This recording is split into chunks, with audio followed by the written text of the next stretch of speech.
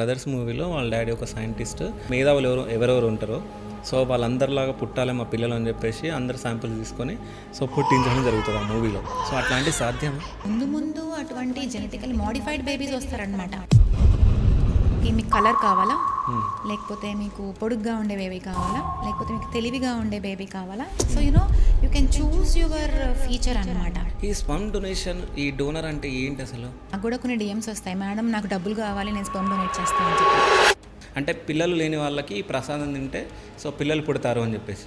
అంటే అక్కడ జనాలు వేల సంఖ్యలో రావడం జరిగింది. డాగ్స్, క్యాట్స్ ఉంటాయి కదా, ఇప్పుడు అవి ఏంటో ఒకసారి ఇంటర్కోర్స్ చేస్తే ఏకంగా 4-5 పిల్లలు పుడతారు డాగ్స్, క్యాట్స్కి. మరి హ్యూమన్స్కి సో అంటే పెళ్ళికి ముందు కూడా ఎగ్ ఫ్రీజింగ్ అనేది చేస్తారు అన్నట్టు విన్నాను. ఇప్పుడు నాకు ఇద్దరు పాపలు ఉన్నారు. వాళ్ళు ఒకవేళ టైం తీసుకుని కెరీర్ ఫోకస్ చేస్తే వాళ్ళకు కూడా నేను ఎగ్ ఫ్రీజింగ్ సజెస్ట్ చేస్తాను. ఎందుకంటే ఆడవాళ్ళకి ఏమవుతుందంటే Shiva, egg count and quality అనేది ఏజ్ పెరిగే కొద్ది తగ్గిపోతుంది. లైక్ ఇప్పుడు ప్రియాంక చోప్రా కానీ, ఉపాసన కొనిదెల కానీ, they have already frozen their eggs. ఈ మేనరికం పిల్లని చేసుకోవద్దని అంటారు. వెన్నుముక్క సరిగ్గా లేకపోవడము, బ్రెయిన్లో ప్రాబ్లమ్స్ రావడము, ఇవన్నీ చాలా కామన్గా చూస్తుంటాం అన్నమాట వీళ్ళలో. మేనరికం పెళ్ళిళ్ళు చేస్తే కనుక ఇవన్నీ ముందు ఇవన్నీ ఉంటాయి అని అర్థం చేసుకోండి. ఇవన్నీ మీ దృష్టిలో పెట్టుకొని ప్రొసీడ్ అవ్వండి. మీ సెంటర్లో సో పిల్లలు పుట్టిన వాళ్ళకి మీ పేరు కూడా పెట్టినట్టు విన్నాను నేను, నిజమేనా? పిల్లలు లేని కపుల్కి ఒక 15 ఏళ్ళు, 20 ఏళ్ళు, 25 ఏళ్ళ తర్వాత వాళ్ళకు కూడా నేను ప్రెగ్నెన్సీని ఇచ్చాను. యాక్చువల్లీ వాళ్ళ లైఫ్లో ఒక మేజర్ పార్ట్ మనం అవుతాం. You won't imagine.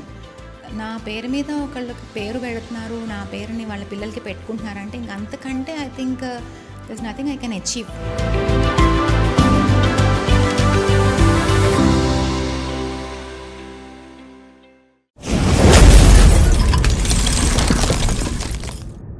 Hi, welcome to Shiva studios. నేను మీ శివ చౌదరి. సో ఈరోజు మనతో పాటు స్పెషల్ గెస్ట్ ఉన్నారు. ఆ గెస్ట్ ఎవరు కాదు, Pinnacle fertility centre founder doctor Archana garu. So AIIMS న్యూఢిల్లీలో మాస్టర్స్ చేశారు. సో నమస్తే మ్యామ్.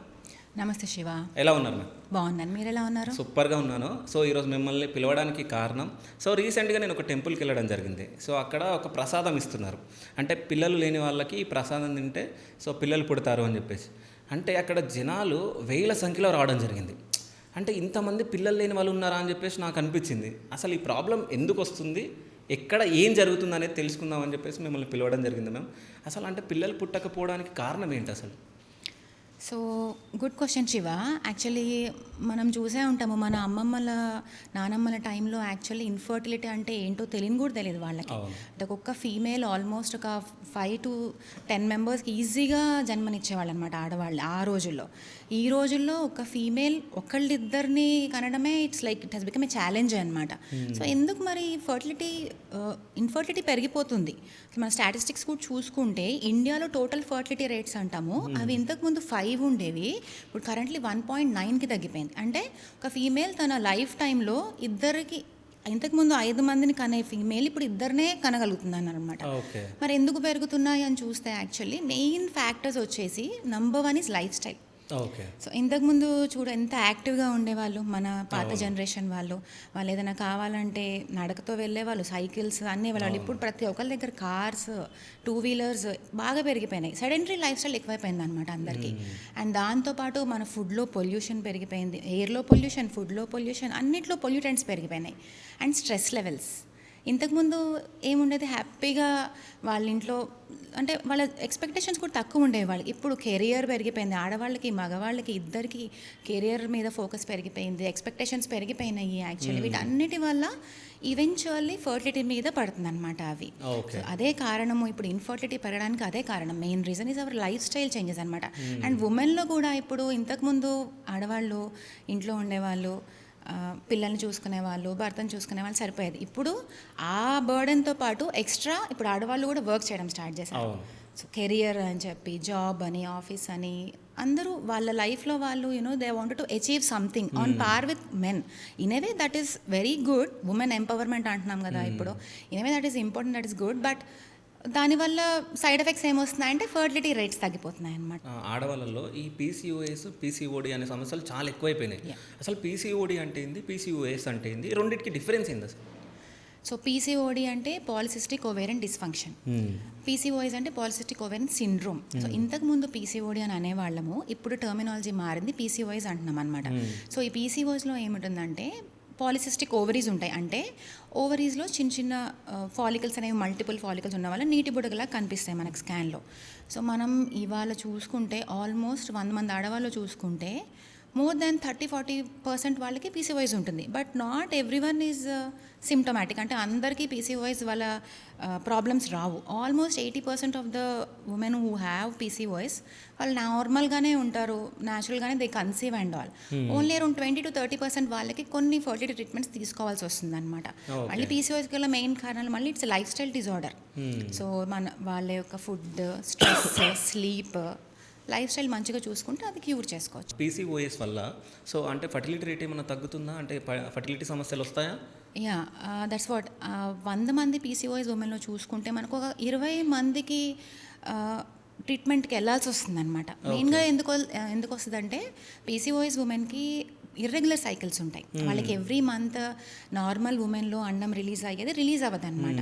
సో దానివల్ల ఏమవుతుంది, వాళ్ళకి రెగ్యులర్ సైకిల్స్ ఉండకపోవడం వల్ల ఏ టైంలో యాక్చువల్లీ ఇంటర్కోర్స్ చేయాలి, ఆ టైం ఫర్టైల్ విండో అనేది వాళ్ళు ఫిక్స్ అవ్వలేదన్నమాట. దానివల్ల వాళ్ళు కొంచెం ఫర్టిలిటీ ఇష్యూస్ ఫేస్ చేస్తూ ఉంటారు. ఓకే, అంటే వీళ్ళ పీసీఓడి వాళ్ళలో కూడా ఈ ఫర్టిలిటీ ఇష్యూస్ వస్తాయి. అవును, అందరిలో అని చెప్పను, కొంత segment of PCOS will have fertility issues అన్నమాట. ఓకే, అంటే ఈ పీసీఓఎస్ ప్రాబ్లం ఎవరిలో వస్తుంది అసలు, అంటే లీన్ వాళ్ళలో వస్తుందా, అంటే ఎట్లా అది? సో యాక్చువల్లీ ఇది లావుగా ఉండేవాళ్ళు ఒబీస్ ఉమెన్లో కూడా రావచ్చు, సన్నగా ఉండే వాళ్ళు కూడా రావచ్చు. The main thing in PCOS is insulin resistance అనమాట. అదొక మెటబాలిక్ సిండ్రోమ్. సో చాలామంది సన్నగా ఉండేవాళ్ళు నా దగ్గరికి ఇర్రెగ్యులర్ సైకిల్స్తో వస్తారు. వాళ్ళని చూసి స్కాన్ చేసి కొన్ని బ్లడ్ టెస్ట్ చేసి అమ్మ నీకు పీసీఓఎస్ ఉంది అంటే, అదేంటి మేడం నేను సన్నగా ఉన్నాను, పీసీఓఎస్ లావుగా ఉండేవాళ్ళు కదా రావాల్సింది, నాకు పీసీఓఎస్ అంటారేంటి అని అంటారు. బట్ పీసీఓఎస్ సన్నగా ఉండే వాళ్ళు కూడా రావచ్చు. ఇట్స్ ఎ మెటబాలిక్ సిండ్రోమ్ అనమాట. It's life style disorder. సన్నగా ఉన్న వాళ్ళకి పీసీఓఎస్ రాదు అని అనుకోవద్దు. ఇంకా ఇన్ఫ్యాక్ట్ చెప్పాలంటే lean PCOS something which is difficult to treat. వాళ్ళలో కొంచెం ట్రీట్ చేయడం కొంచెం కష్టం ఉంటుంది అనమాట. ఓకే, సో ఇంకోటి మ్యామ్, అంటే ఈ పీరియడ్స్ టైంలో చాలామంది అంటే వాళ్ళ అంటే ఇంట్లో ఏదైనా ఈవెంట్ ఉన్నా, ఏదైనా పూజలు ఉన్నా, సో అంటే పీరియడ్ని వాళ్ళు స్టాప్ చేయడానికి పిల్స్ వాడుతూ ఉంటారు. సో అంటే ఈ పిల్స్ వాడడం వల్ల ఫ్యూచర్లో వాళ్ళకి ప్రెగ్నెన్సీ ప్రాబ్లమ్స్ ఏమైనా వచ్చే ఛాన్స్ ఉందా? అస్సలు రాదు. పిల్స్ అనేవి కూడా ఏంటంటే they have certain washout period ఉంటుంది అనమాట. సో కొన్ని డేస్లో అవి బాడీ నుంచి వాష్అవుట్ అయిపోతాయి. సో వాటి వల్ల లాంగ్ టర్మ్లో సైడ్ ఎఫెక్ట్స్ ఉండవు, ఇంకా చెప్పాలంటే బెనిఫిట్స్ ఉంటాయి. సో పిల్స్ వాడే వాళ్ళకి ఒవేరియన్ క్యాన్సర్ అండ్ గర్భసంచి యొక్క ఎండోమెట్రియల్ క్యాన్సర్ రిస్క్ బాగా తగ్గుతుంది. బట్ విత్ ఎ కాషన్ అనమాట. ఈ పిల్స్ అనేవి సరే ఇప్పుడు నేను బాగుంటాయి పిల్స్ అందరూ వాడని చెప్పాను కాబట్టి ఎవరు పడితే వాళ్ళు వాడకూడదు అనమాట. ఈ పిల్స్లో కూడా ఈస్ట్రోజన్ అనే కాంపోనెంట్ ఉంటుంది. సో ఈస్ట్రోజన్ అనే కాంపోనెంట్ అందరికీ ఇవ్వకూడదు. కొంతమంది లైక్ పీపుల్ ఎవరికైతే బీపీ, డయాబెటీస్ అండ్ ఎవరికైతే కొంచెం రిస్క్ ఆఫ్ థ్రాంబోఫిలియాస్ ఉంటాయి, కొంతమందికి క్లాటింగ్ డిజార్డర్స్ ఉంటాయి, వాళ్ళు చాలా జాగ్రత్తగా వాడాలి పిల్స్. వాళ్ళకి అసలు వాడకూడదు, వాళ్ళకి ఈస్ట్రోజన్ ఫ్రీ పిల్స్ ఇవ్వాలన్నమాట. సో పిల్స్ అనేవి safe but only under doctor supervision. Okay, so అంటే న్యాచురల్గా పిల్లలు పుట్టకపోవడానికి అంటే కారణం ఏమై ఉంటుంది, అంటే ఇద్దరిలో ప్రాబ్లం ఉంటుందా లేకుంటే ఒక్కరిలో ప్రాబ్లం ఉంటుందా? ఇప్పుడు ఇన్ఫర్టిలిటీకి గల కారణాలు చూసుకుంటే మనము మగవాళ్ళలో అండ్ ఆడవాళ్ళలో both of them share and equal proportion అనమాట. అంటే ఆడవాళ్ళు 50% కారణం అయితే మగవాళ్ళు 50% కారణం దానికి. ఓకేనా? ఆడవాళ్ళ కారణాలు తీసుకుంటే మీరు అన్నట్టు PCOS, endometriosis, tubal factors, tubal blocks ఉండడము. ఓకేనా? ఇప్పుడు కొత్తగా వచ్చే ప్రాబ్లం ఏంటంటే ఎగ్ కౌంట్ తగ్గిపోవడము, ఇవన్నీ ప్రాబ్లమ్స్. మగవాళ్ళలో వచ్చేటప్పటికి ఏంటంటే కౌంట్స్ తక్కువ ఉండడము, క్వాలిటీ తక్కువ ఉండడము, కొంతమందిలో జెనెటిక్ ప్రాబ్లమ్స్ కూడా చూస్తుంటాము, కొంతమందిలో వ్యారికోసిల్స్ అనేవి చూస్తుంటాము. ఇవన్నీ కారణాలు ఉండొచ్చు అనమాట. సో ఇద్దరిలోనూ కారణాలు ఉంటాయి. వన్ గుడ్ థింగ్ ఏంటంటే ఒక 5-10 ఏళ్ల క్రితము ఓన్లీ ఆడవాళ్ళ మీదే నీదే కారణము అని చాలామంది పాయింట్అవుట్ చేసేవాళ్ళు. బట్ ఇప్పుడు నేను చూసిన నా ప్రాక్టీస్లో చేంజ్ అవుతున్నది ఏంటంటే మగవాళ్ళు కూడా they are coming together with women. వాళ్ళిద్దరూ కలిసి వస్తున్నారు అండ్ వాళ్ళిద్దరూ కలిసి చూపించుకుంటున్నారు. ఇద్దరూ టెస్ట్ చేసుకోవడానికి వాళ్ళు అంగీకరిస్తున్నారు actually, which is a good sign. మీరు చెప్తే నమ్మరు, రీసెంట్లీ ఒక కపుల్ అబ్బాయిని వాళ్ళ మదర్ తీసుకొచ్చారు. మేడం మా కోడలు అంతా బాగానే ఉంది, మా అబ్బాయిలోనే ప్రాబ్లం ఉందని చెప్తున్నారు చూడండి అని చెప్పి. So definitely generation is changing in a good way. Okay. So అంటే పెళ్ళికి ముందు ఒక అమ్మాయి ఒక అబ్బాయి తెలుసుకోవాల్సింది ఏంటి అసలు? అంటే పెళ్లి చేసుకునే ముందు ఏం తెలుసుకోవాలి అసలు? సో పెళ్ళికి ముందు ఒక అమ్మాయి ఒక అబ్బాయి ఒకళ్ళ గురించి ఒకళ్ళు ఏం తెలుసుకోవాలని అడుగుతున్నారు కదా. మనం యూజువల్గా ఏం వింటాము, అబ్బాయి అమ్మాయి either it is love marriage కానీ అరేంజ్డ్ మ్యారేజ్ కానీ ఇద్దరు ఒకళ్ళనొకళ్ళు వాళ్ళ కొన్ని థింగ్స్ అర్థం చేసుకుంటారు. లైక్ ఇంపార్టెంట్ థింగ్స్ అనేవి చాలా వరకు ఇగ్నోర్ చేస్తారు. నీ ఫేవరెట్ కలర్ ఏంటి, నీ ఫేవరెట్ ఫుడ్ ఏంటి, అవన్నీ ముందే తెలుసుకుంటారు. మనం చాలా షోస్లో కూడా చూస్తుంటాం, వైఫ్ అండ్ హస్బెండ్ నిల్చోపెట్టి యూనో గేమ్స్ ఆడుతూ ఉంటారు. తన ఫేవరెట్ కలర్ ఏంటి, అవి కాదు యాక్చువల్లీ ఇంపార్టెంట్. మోస్ట్ ఇంపార్టెంట్ ఏంటంటే ప్లానింగ్ ఫర్ ఫర్టిలిటీ అనేది ఇంపార్టెంట్ అనమాట. సో జస్ట్ లైక్ మీరు ఎలాగైతే కెరియర్ ప్లాన్ చేస్తారో, ఫినాన్షియల్ ప్లానింగ్ చేస్తారో, అలానే ఫర్టిలిటీ కూడా ప్లాన్ చేసుకోవాలి.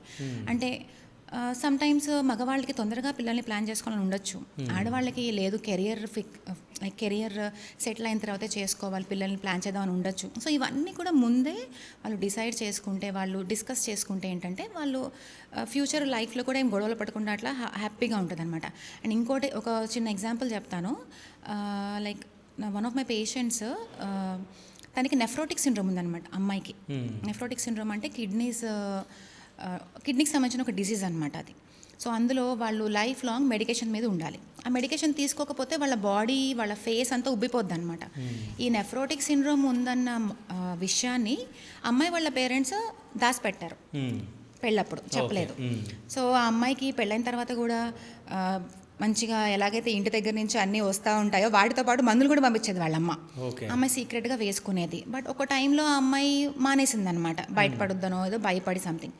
అది మానేయంగానే మొత్తం బాడీ అంతా ఉబ్బిపోయి, ఫేస్ అంతా ఉబ్బిపోయి, సో వాళ్ళు చాలా కంగారు పడి తీసుకొచ్చారనమాట అమ్మాయిని. ఏదో అయిపోతుంది ఈ అమ్మాయికి, అత్తగారు వాళ్ళు చూసి ఎవాల్యుయేట్ చేస్తే ఆ అమ్మాయికి నెఫ్రోటిక్ సిండ్రోమ్ ఉంది. ఆ విషయం వాళ్ళకి ముందే తెలుసు కానీ చెప్పలేదు. సో ఇప్పుడు గొడవ పడుతున్నారు, మాకు ముందే చెప్పలేదు, మాకు దాచిపెట్టారు మాకు చెప్పకుండా అని చెప్పి. సో మన పెద్దవాళ్ళు అంటుంటారు చూసావా, అటేడు తరాలు ఇటేడు తరాలు చూడాలి పెళ్లి చేసే ముందు. అంటే అటేడు తరాలు చూడాల్సింది ఆస్తుల గురించి వాటి గురించి కాదు. యాక్చువల్లీ ఏం చూడాలంటే ఫ్యామిలీస్లో కూడా ఏమైనా ప్రాబ్లమ్స్ ఉన్నాయా, ఫ్యామిలీస్లో కూడా ఏమైనా డిసీజెస్ ఉన్నాయా, కొన్ని జబ్బులు కూడా అది వంశపారంపర్యంగా generation by generation pass on అవుతుంది అనమాట. లైక్ మీరు చూస్తుంటారు కొంతమంది పిల్లలు కొంచెం అబ్నార్మల్గా పుట్టడం కానీ, ఈవెన్ ఇన్ఫర్టిలిటీ కూడా, అది కూడా కొన్ని ఫ్యాక్టర్ జెనెటిక్ ఉంటాయి. లైక్ కొంత మగవాళ్ళు కొన్ని డిసీజెస్ ఉంటాయి అన్నమాట, అవి జెనెటిక్గా పాస్ ఆన్ అవుతాయి. సో అవి కూడా చూసుకోవాలన్నీ వాళ్ళ అటు 7 generations ఇటు 7 generations ఏమన్నా హెల్త్ ప్రాబ్లమ్స్ కానీ ఏమన్నా ఉన్నాయో చూసుకోవడం చాలా ఇంపార్టెంట్ అనమాట. సో దట్ ఫ్యూచర్లో మీరు రిగ్రెట్ అవ్వరు. మీరు అన్నీ తెలుసుకొని, ఎదుటి పర్సన్ గురించి అన్నీ తెలుసుకొని మీరు అంగీకరించి వాళ్ళని యాక్సెప్ట్ చేస్తే అది వేరే విషయం. అది దాచిపెట్టి దాని తర్వాత దాన్ని బయట పెడితే అది వేరేలా ఉంటుంది. ఓకే. సో ఇంకోటి మ్యామ్, అంటే అమ్మాయిలో కానీ అబ్బాయిలో కానీ ఏ ప్రాబ్లం ఉండదు కానీ న్యాచురల్గా పిల్లలు పుట్టారు. అంటే ఐడియల్ టైం ఫర్ ప్రెగ్నెన్సీ అంటే ఏం చెప్తారు? మోస్ట్ కామన్గా నేనేం చూస్తానంటే ఇప్పుడు అమ్మాయిల్లో ఏంటంటే ఏ టైంలో కలిసి ఉండాలి అనేది వాళ్ళకి ఐడియా ఉండదు. అంటే ఫర్టైల్ విండో అంటాం మేము. ఆ ఫర్టైల్ విండో అంటే ఏంటో ఐడియా ఉండదు ఫస్ట్ ఆఫ్ ఆల్. ఆ విండోలో కలిస్తే ప్రెగ్నెన్సీ రేట్స్ పెరుగుతాయని కూడా బేసిక్ ఐడియా కూడా కొంతమందికి ఉండదు. అంటే నేను ఇప్పుడు తగ్గుతుంది అది because of all the social media and awareness. But కొంతమంది వన్ సెగ్మెంట్ ఆఫ్ పాపులేషన్కి అది కూడా ఐడియా ఉండదు అనమాట. అంటే పెళ్ళి చేసేస్తారు వాళ్ళు, ఒక 2-3 years ట్రై చేస్తూ ఉంటారు, బట్ ఆ కరెక్ట్ టైంలో వాళ్ళు ట్రై చేయరు. సో దట్ మీన్స్ అది పాజిటివ్ రాదనమాట. వాళ్ళు మా దగ్గరికి వచ్చేటప్పటికి వాళ్ళకి చెప్తాం, ఎక్స్ప్లెయిన్ చేస్తే అప్పుడు then they will conceive within few days only. So actually ఈ ఫర్టైల్ విండో అంటే ఏంటంటే, అది సపోజ్ ఒక ఫీమేల్ యొక్క సైకిల్ 30 days సైకిల్ అనుకోండి. సో ఓవులేషన్ అనేది అంటే అండం విడుదల అనేది ఒక 2 వారాల ముందు జరుగుతుంది. అంటే ఒక 16th డేకి జరుగుతుంది. సో ఈ 16th డేకి ఒక 4 days ముందు, అంటే 12th డే నుంచి 17th డే వరకు ఈ ఫ్యూ డేస్ కలిసి ఉంటే, యాక్చువల్లీ డైలీ కూడా అవసరం లేదు, ఆల్టర్నేట్ డే అయినా పర్లేదు. ఈ ఫ్యూ డేస్ ఆల్టర్నేట్ డే కానీ డైలీ కానీ ఇంటర్కోర్స్ చేయడం ద్వారా ప్రెగ్నెన్సీ రేట్స్ బాగుంటాయి అన్నమాట. సో ఈ పీరియడ్ని చాలామంది ఈ ఫర్టైల్ విండోని మిస్ అవుతారనమాట. సో ఇంకొకటి ఏంటంటే తెలుసుకోవాల్సింది ఏంటంటే, ఎగ్ అనేది ఒకసారి రిలీజ్ అయితే 24 అవర్స్ మాత్రమే ఉంటుంది. ఓకే. స్పర్మ్ అనేది మాత్రం 72 అవర్స్ మట్టికి ఒకసారి ఇంటర్కోర్స్ అయిన తర్వాత వెజైనాలో యాక్టివ్గా ఉంటుందన్నమాట. ఓకే. సో అందుకనే ఆల్టర్నేట్ డే కూడా పర్లేదు అంటాం. మ్మ్. ఇంకొక ఇంపార్టెంట్ విషయం ఏంటంటే శివ, ఈ ఫర్టైల్ విండోలో మరి మేము కలిసి ఉంటాము, మేము 6 మంత్స్ నుంచి ట్రై చేస్తున్నాము, అయినా సరే మాకు రావట్లేదని కూడా వస్తారు పేషెంట్స్. సో మరి ఫర్టైల్ విండోలో కలిసి ఉన్నా సరే unfortunately the chances of getting pregnancy are only 8 to 10% in one cycle. Okay. అంటే మనం ఒక సైకిల్ ట్రై చేస్తే there are only 8 to 10% chances of getting pregnant. Unfortunately actually ఏంటంటే human reproduction is very inefficient. ఇప్పుడు చూడండి, ఇప్పుడు డాగ్స్, క్యాట్స్ ఉంటాయి కదా, ఇప్పుడు అవి ఏంటో ఒకసారి ఇంటర్కోర్స్ చేస్తే ఏకంగా 4-5 పిల్లలు పుడతారు డాగ్స్, క్యాట్స్కి. మరి హ్యూమన్స్కి ఒక్క బేబీ పుట్టడం కూడా 10% ఛాన్సెసే ఉంటుంది అనమాట. Even though we're as a species we're very evolved species, మనం most intelligent and most evolved, but in reproduction wise మనం వెరీ ఇన్ఎఫిషియంట్ అనమాట. So that is why the fertility rates are decreasing. Already తక్కువ మనకి inefficiency, మనము అందులో మళ్ళీ మనం అన్ని లైఫ్ స్టైల్ అన్నీ పెట్టుకోవడం వల్ల ఇంకా తగ్గిపోతుంది అనమాట. ఓకే. సో ఇంకోటి మ్యామ్, అంటే ఈ పీరియడ్ అని అన్నారు కదా, అంటే అదేమన్నా మీరు చెప్తారా కరెక్ట్గా? అంటే చాలామందికి తెలియదు కదా. అదే ఓవులేషన్ ఏ డే అవుతుందో, అంటే రెగ్యులర్ సైకిల్స్ ఉన్న వాళ్ళకి మాత్రమే ఇది వర్తిస్తుంది Shiva actually. So regular cycles ఉంది ఆ ఫీమేల్కి, ఎవ్రీ 30 డేస్కి ఆర్ ఎవ్రీ 28 డేస్కి సైకిల్ వస్తుంది అంటే 14 days before your next period you will ovulate. అంటే సపోజ్ 30 డేస్ సైకిల్ ఉందంటే 14 డేస్ 30 - 14 is 16. ఓకేనా, 16th డేకి నువ్వు ఓవులేట్ అవుతావు అనమాట ఆ అమ్మాయి. సో ఓవులేషన్కి ఒక 4 రోజులు ముందు, ఒక రోజు తర్వాత. ఓకేనా, అంటే 12 to 17 డేస్ ఈ టైప్ పీరియడ్లో కలిసి ఉంటే ఆల్టర్నేట్ డే ఇంటర్కోర్స్ చేసినా సరే ప్రెగ్నెన్సీ రేట్స్ బాగుంటాయి. ఓకే. అంటే ఈ ఇర్రెగ్యులర్ ఉన్న వాళ్ళలో అంటే మరి ఇర్రెగ్యులర్ సైకిల్స్ అదే పీసీఓఎస్లో అదే ప్రాబ్లం. ఇప్పుడు పీసీఓఎస్లో సైకిల్స్ ఇర్రెగ్యులర్ ఉంటాయి వాళ్ళకి, ఎగ్ ఎప్పుడు రిలీజ్ అవుతుందో తెలియదు వాళ్ళకి. సో వాళ్ళు మరి ఎప్పుడు ఇంటర్కోర్స్ చేస్తే ఛాన్సెస్ ఆఫ్ కన్సెప్షన్ బాగుంటాయి తెలియదు వాళ్ళకి. సో వాళ్ళకి ఏం చేస్తామంటే ఎదర్ వాళ్ళు పీసీఓఎస్ని కంట్రోల్ చేసుకోవాలి, సైకిల్స్ రెగ్యులర్ అయ్యేలాగా చేసుకోవాలి. కొంతమందికి పాపం వెయిట్ లాస్ అయినా సరే సైకిల్స్ ఎన్ని మందులు వాడినా సరే సైకిల్స్ రెగ్యులర్ అవ్వవు వాళ్ళకి యాక్చువల్లీ. ఇంకా సివియర్ పీసీఓఎస్ ఉన్న వాళ్ళకి అనమాట. వాళ్ళకి ఏం చేస్తామంటే ఇంకా ఓవులేషన్ ఇండక్షన్ డ్రగ్స్ అని ఇస్తాము, మెడిసిన్స్ ఇస్తాము ఎగ్ రిలీజ్ అవ్వడానికి, ఎగ్ పెరగడానికి, రిలీజ్ అవ్వడానికి. స్కాన్స్లో చూసుకుంటూ మేము చెప్తాం ఈ పలానా టైంలో కలిసి ఉండండి, ఎగ్ రెడీగా ఉంది రిలీజ్ అవ్వడానికి అని. సో ఆ టైంలో కలిసి ఉంటారు, సక్సెస్ రేట్స్ బాగుంటాయి. ఓకే. అంటే వీళ్ళలో ఇంకా పిల్లలు పుట్టరు, ఇంకా నెక్స్ట్ మనం ఐవీఎఫ్కి వెళ్ళాలి అనేది ఎప్పుడు తెలుస్తుంది మీకు? That depends upon many factors అనమాట. సో ఫస్ట్ ఆఫ్ ఆల్ ఆడవాళ్ళలో మగవాళ్ళు కొన్ని టెస్ట్ చేస్తాం మనము, అన్ని బాగున్నాయో చూస్తాం. ఆడవాళ్ళకి ఎగ్స్ బాగున్నాయా, ట్యూబ్స్ బాగున్నాయా, యూట్రస్ గర్భసంచి బాగుందా చూస్తాం. మగవాళ్ళలో స్పర్మ్స్ ఎలా ఉన్నాయి, కౌంట్, క్వాలిటీ, మార్ఫాలజీ అన్నీ చూసుకుంటాం అనమాట. అన్నీ బాగానే ఉన్నాయంటే సింపుల్ మెడికేషన్స్తోనే ఫస్ట్ ఆఫ్ ఆల్ వాళ్ళ లైఫ్ స్టైల్ కరెక్ట్ చేసుకోమని చెప్తాను ఫస్ట్ నేనైతే. ఒక 2-3 నెలలు ఓకేనా లైఫ్ స్టైల్ కరెక్ట్ చేసుకుని ఫర్టైల్ విండో చెప్పి ఈ టైంలో కలిసి ఉండండి అని చెప్తాము. దాని తర్వాత కూడా అవ్వట్లేదు అంటే then we will give some simple medications అనమాట. సింపుల్ మెడికేషన్స్ ఒక 6 months వరకు ట్రై చేయొచ్చు. దాని తర్వాత కూడా అవ్వట్లేదంటే ఐయుఐ ట్రై చేస్తాం. ఐయుఐ కూడా ఒక 4 to 6 సైకిల్స్ ఇచ్చిన తర్వాత కూడా అవ్వట్లేదంటే then will go for IVF అనమాట. బట్ ఇవన్నీ కూడా ఏంటంటే you should try naturally for at least 1 year. అంటే 1 year ఆఫ్ అన్ప్రొటెక్టెడ్ ఇంటర్కోర్స్, అంటే ఏం కాంట్రసెప్టివ్ మెథడ్స్ ఏం వాడకుండా 1 year ట్రై చేశారు మీరు, ఫర్టైల్ విండో తెలుసుకుని ట్రై చేశారు, అయినా సరే అవ్వట్లేదంటే అప్పుడు రావాలి. అండ్ బట్ ఇంకోటి ఏంటంటే 35 years దాటిన వాళ్ళు మాత్రం 6 months ట్రై చేయమని చెప్తాం. వాళ్ళు మళ్ళీ ఎక్కువ టైం తీసుకోలేరు, ఎందుకంటే 35 తర్వాత మళ్ళీ ఎగ్ కౌంట్స్ అండ్ క్వాలిటీ తగ్గిపోతూ ఉంటుంది అనమాట. ఓకే. అంటే ఇంతకుముందు మీరు మాట్లాడడం జరిగింది మ్యామ్, అంటే ఐయుఐ, ఐవీఎఫ్ అని. సో అంటే ఐయుఐ అంటే ఏంది, ఐవీఎఫ్ అంటే ఏంది, రెండింటికి డిఫరెన్స్ ఏంది? సో ఐవీఎఫ్ అంటే ఇన్ విట్రో ఫర్టిలైజేషన్. ఓకే. అంటే ఇన్ విట్రో అంటే అది ల్యాబ్లో జరిగేదన్నమాట, ఆర్టిఫిషియల్గా జరిగేదని ఇన్ విట్రో అంటాం అనమాట. ఫర్టిలైజేషన్ అంటే ఫలదీకరణ. సో మనం ల్యాబ్లో ఫలదీకరణ చేస్తాం, అంటే ఎగ్ని స్పర్మ్ని కలిపితే డెవలప్ అయ్యే ఎంబ్రియో ఉంటుంది కదా, ఆ ప్రాసెస్ని ఫర్టిలైజేషన్ అంటాం.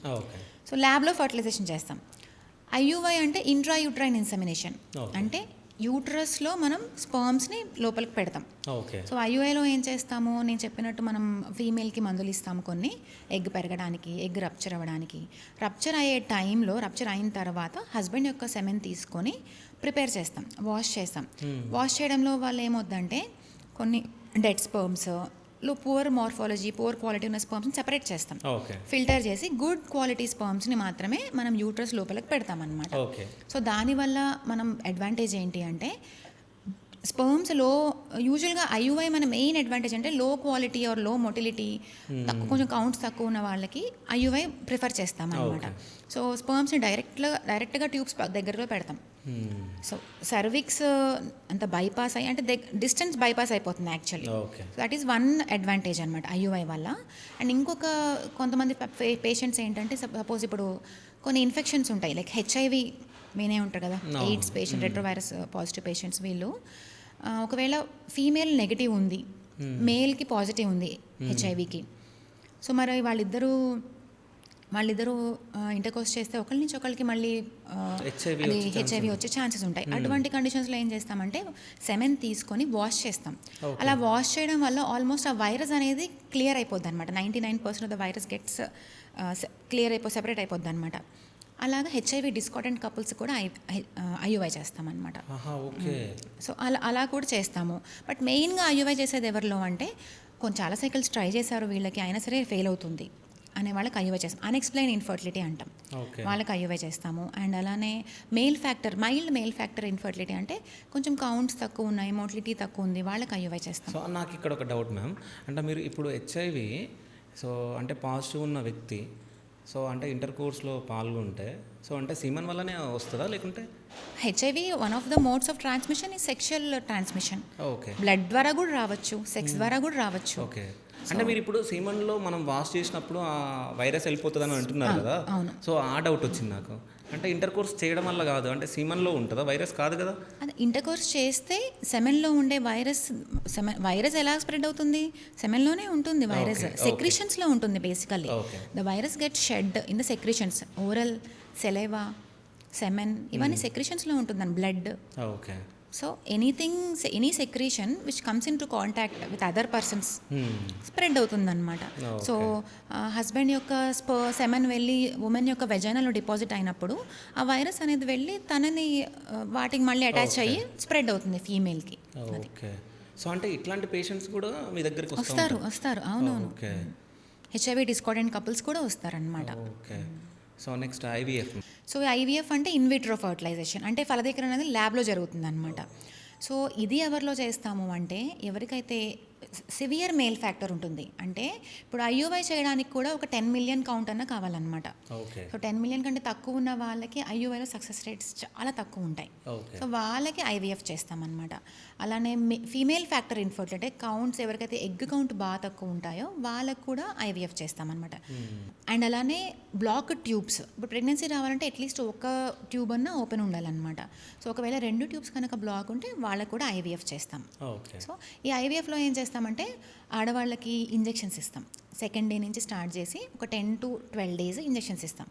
డైలీ ఉంటాయి ఇంజెక్షన్స్ అనమాట.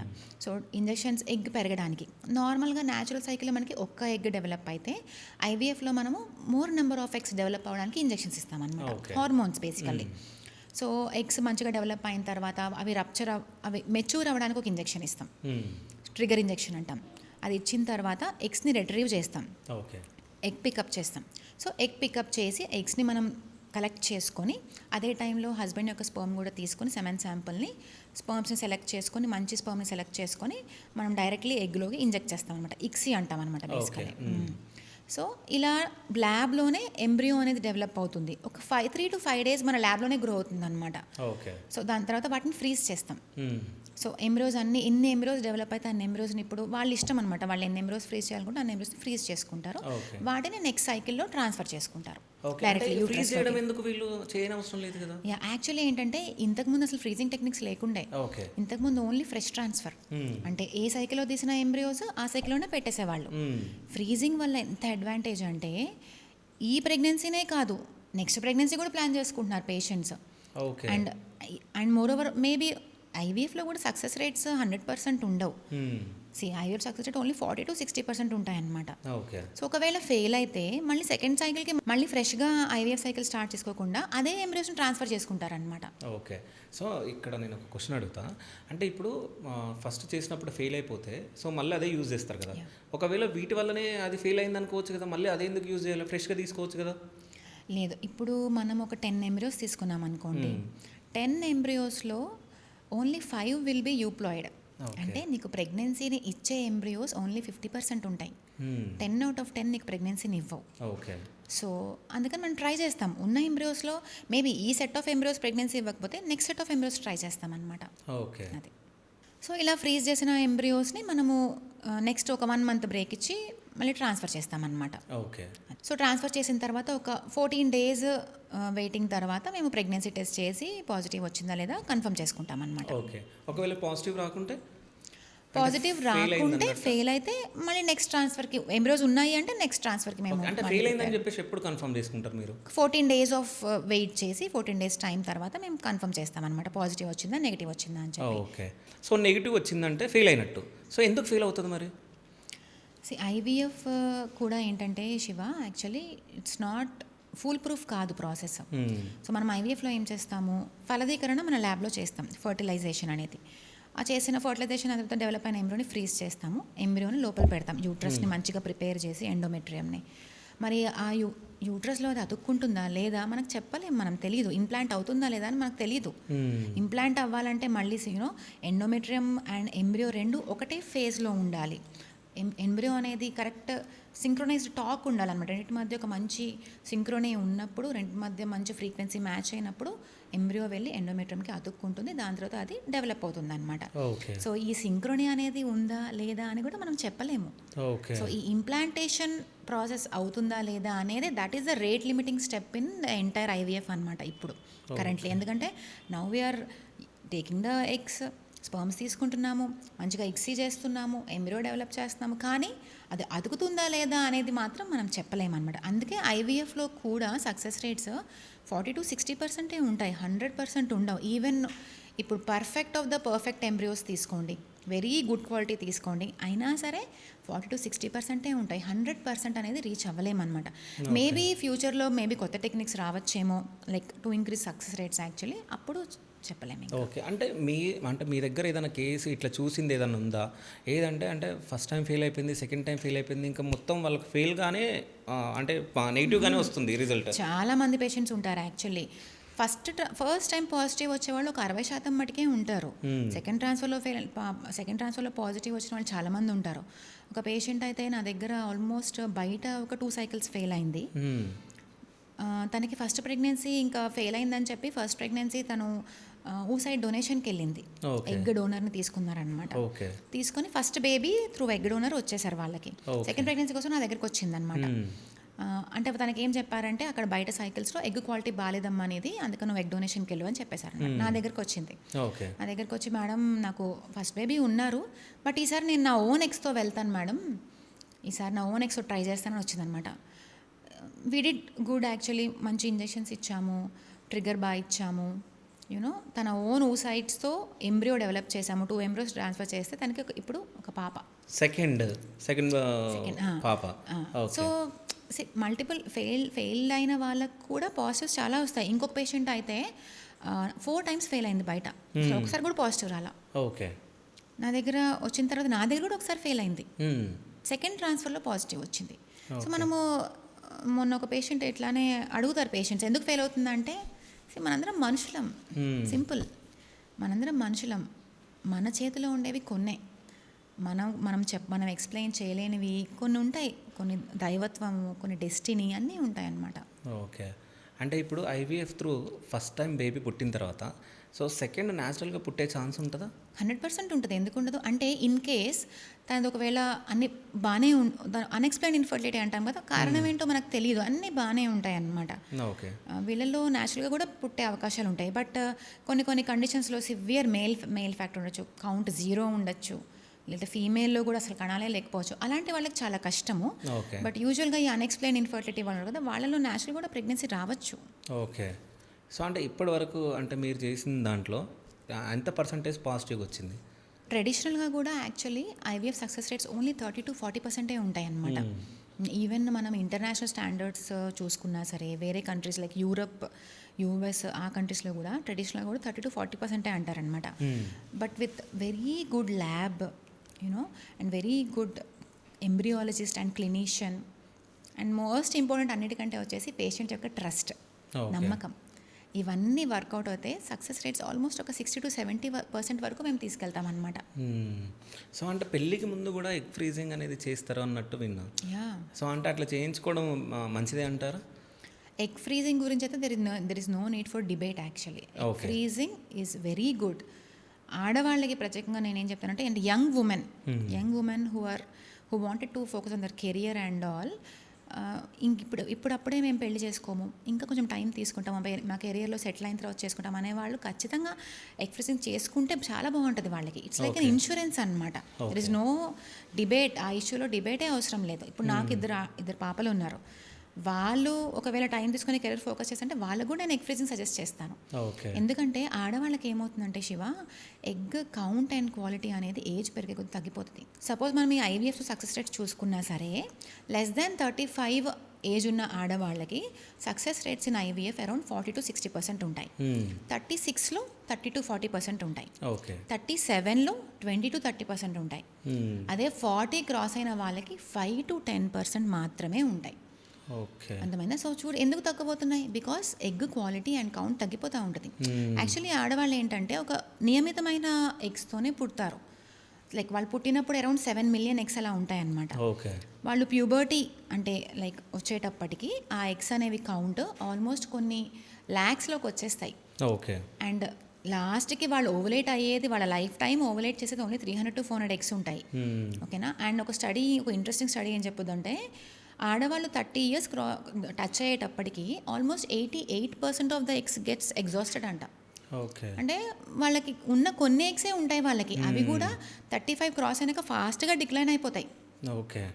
సో ఇప్పుడు సపోజ్ ఒక female maybe she's not yet planning to marry, ఇంకా సరైన పార్ట్నర్ దొరకలేదు, లేకపోతే నా కెరియర్లో ఇంకా నేను ఎక్సెల్ అవ్వాలనుకుంటున్నాను, ఇంకా టైం తీసుకోవాలనుకుంటున్నాను అనుకునే వాళ్ళకి they cannot take time for ever. So 30s 32 దాటినాక ఇంకా 35 క్రాస్ అయినాక ఫాస్ట్గా పడిపోతుంది. ఓకే. సో ఇవాళ మనం సపోజ్ తను at the age of 28 egg freeze చేసుకుంది అనుకోండి, definitely the quality would be much better than an egg at the age of 35 కదా. So best time for freezing is actually mid-20s to అంటే 25 to 30 ఆ ఏజ్లో అనమాట. Okay. Actually best time for freezing of eggs. ఎందుకంటే ఆ టైంలో quality of the egg చాలా బాగుంటుంది. మనం ఎంతోమంది సెలబ్రిటీస్ని కూడా చూస్తున్నాం కదా, మెనీ పీపుల్ సెలబ్రిటీస్ లైక్ ఇప్పుడు ప్రియాంక చోప్రా కానీ, ఉపాసన కొనిదెల కానీ, they have already frozen their eggs. అంటే ఈ ఎగ్ ఫ్రీజింగ్ అంటే సెలబ్రిటీలు మనం చెప్తే మనం వింటున్నాం, బట్ నార్మల్గా అంటే నార్మల్ ప్రజలల్లో ఎట్లా ఉంటుందంటే, ఒకవేళ ఎగ్ ఫ్రీజింగ్ చేసినప్పుడు సో అత్తగారి సైడ్ నుంచి ఏదన్నా క్వశ్చనింగ్ వాళ్ళకి వస్తుంది కదా, అట్లా రాదంటారా? That's what. అందుకే కదా ప్రీ కన్సెప్షనల్ కౌన్సిలింగ్ అక్కడే వస్తుంది. అంటే ఇట్లాంటి కేసెస్ ఏమన్నా వచ్చాయా మీ దగ్గరికి? One of my very favourite patients, she an unmarried female. Regular చెకప్స్కి వస్తారు నా దగ్గరికి యాక్చువల్లీ. అడాలసెంట్ నార్మల్గా పీరియడ్స్లో పెయిన్ అని చెప్పి, పీరియడ్స్లో బ్లీడింగ్ తక్కువ అవుతుంది అని చెప్పి వచ్చింది నా దగ్గరికి యాక్చువల్లీ. సరేనా, ఎందుకు బ్లీడింగ్ తక్కువ అవుతుంది చూద్దామని చెప్పి రొటీన్ చెక్ చేస్తే AMH ఏమో less than 1, ఓవరీస్లో ఎగ్స్ ఏమో ఒక 4-5 ఉన్నాయి ఈచ్ సైడ్. సో నేను చెప్పాను, ఎగ్ ఫ్రీజింగ్కి వెళ్ళిపోరా నువ్వు, మళ్ళీ తనకి ఇప్పుడిప్పుడే పెళ్లి చేసుకోవాలన్న థాట్ లేదు తనకి actually. So go for egg freezing అంటే now she is planning for egg freezing. Okay. And ఇంకోటి ఏంటంటే ఎగ్ ఫ్రీజింగ్ ఇంకొక సెగ్మెంట్ ఆఫ్ కేసెస్లో ఏంటంటే క్యాన్సర్ పేషెంట్స్. సో ఒక పేషెంట్ నా దగ్గరికి, she has endometrial cancer. Okay. Endometrial cancer కోసం తను ఆల్రెడీ రేడియోథెరపీ కోసం వెళ్దాం అనుకుంటుంది అనమాట యాక్చువల్లీ. ఓకే. ఆ రేడియోథెరపీకి వెళ్ళే ముందు she came to freeze her eggs, because ఈ క్యాన్సర్ కీమోథెరపీ, రేడియోథెరపీ వీటన్నిటి వల్ల ఏంటంటే స్పర్మ్స్ అండ్ ఎగ్స్ రెండు కూడా డ్యామేజ్ అయిపోతాయి అనమాట బాగా. So before going for that cancer therapy, once they freeze their eggs, దాని తర్వాత they can take therapies. Okay. అది. సో అంటే IVF త్రూ పుట్టిన పిల్లలు సో అంటే సురక్షితంగా ఉంటారా? 100%. ఇప్పుడు న్యాచురల్ ప్రెగ్నెన్సీలో ఎంత రిస్క్ ఆఫ్ అబ్నార్మాలిటీస్ ఉంటాయో IVFలో కూడా అంతే రిస్క్ ఆఫ్ అబ్నార్మాలిటీస్ ఉంటాయి. ఎందుకంటే అది మీ ఓన్ ఎగ్, మీ ఓన్ స్పర్మ్. మేము జస్ట్ ల్యాబ్లో కొంచెం హెల్ప్ చేసి వాటిని ఫర్టిలైజ్ చేసి ల్యాబ్లో ఒక 3 to 5 days గ్రో అవుతుంది మా ల్యాబ్లో, అంతే. అంతకు మించి అది అబ్నార్మాలిటీస్ పెరగడానికి కానీ లేకపోతే కాంప్లికేషన్స్ పెరగడానికి కానీ బేబీస్లో ఎటువంటి ఆస్కారం లేనే లేదు అసలు. ఓకే.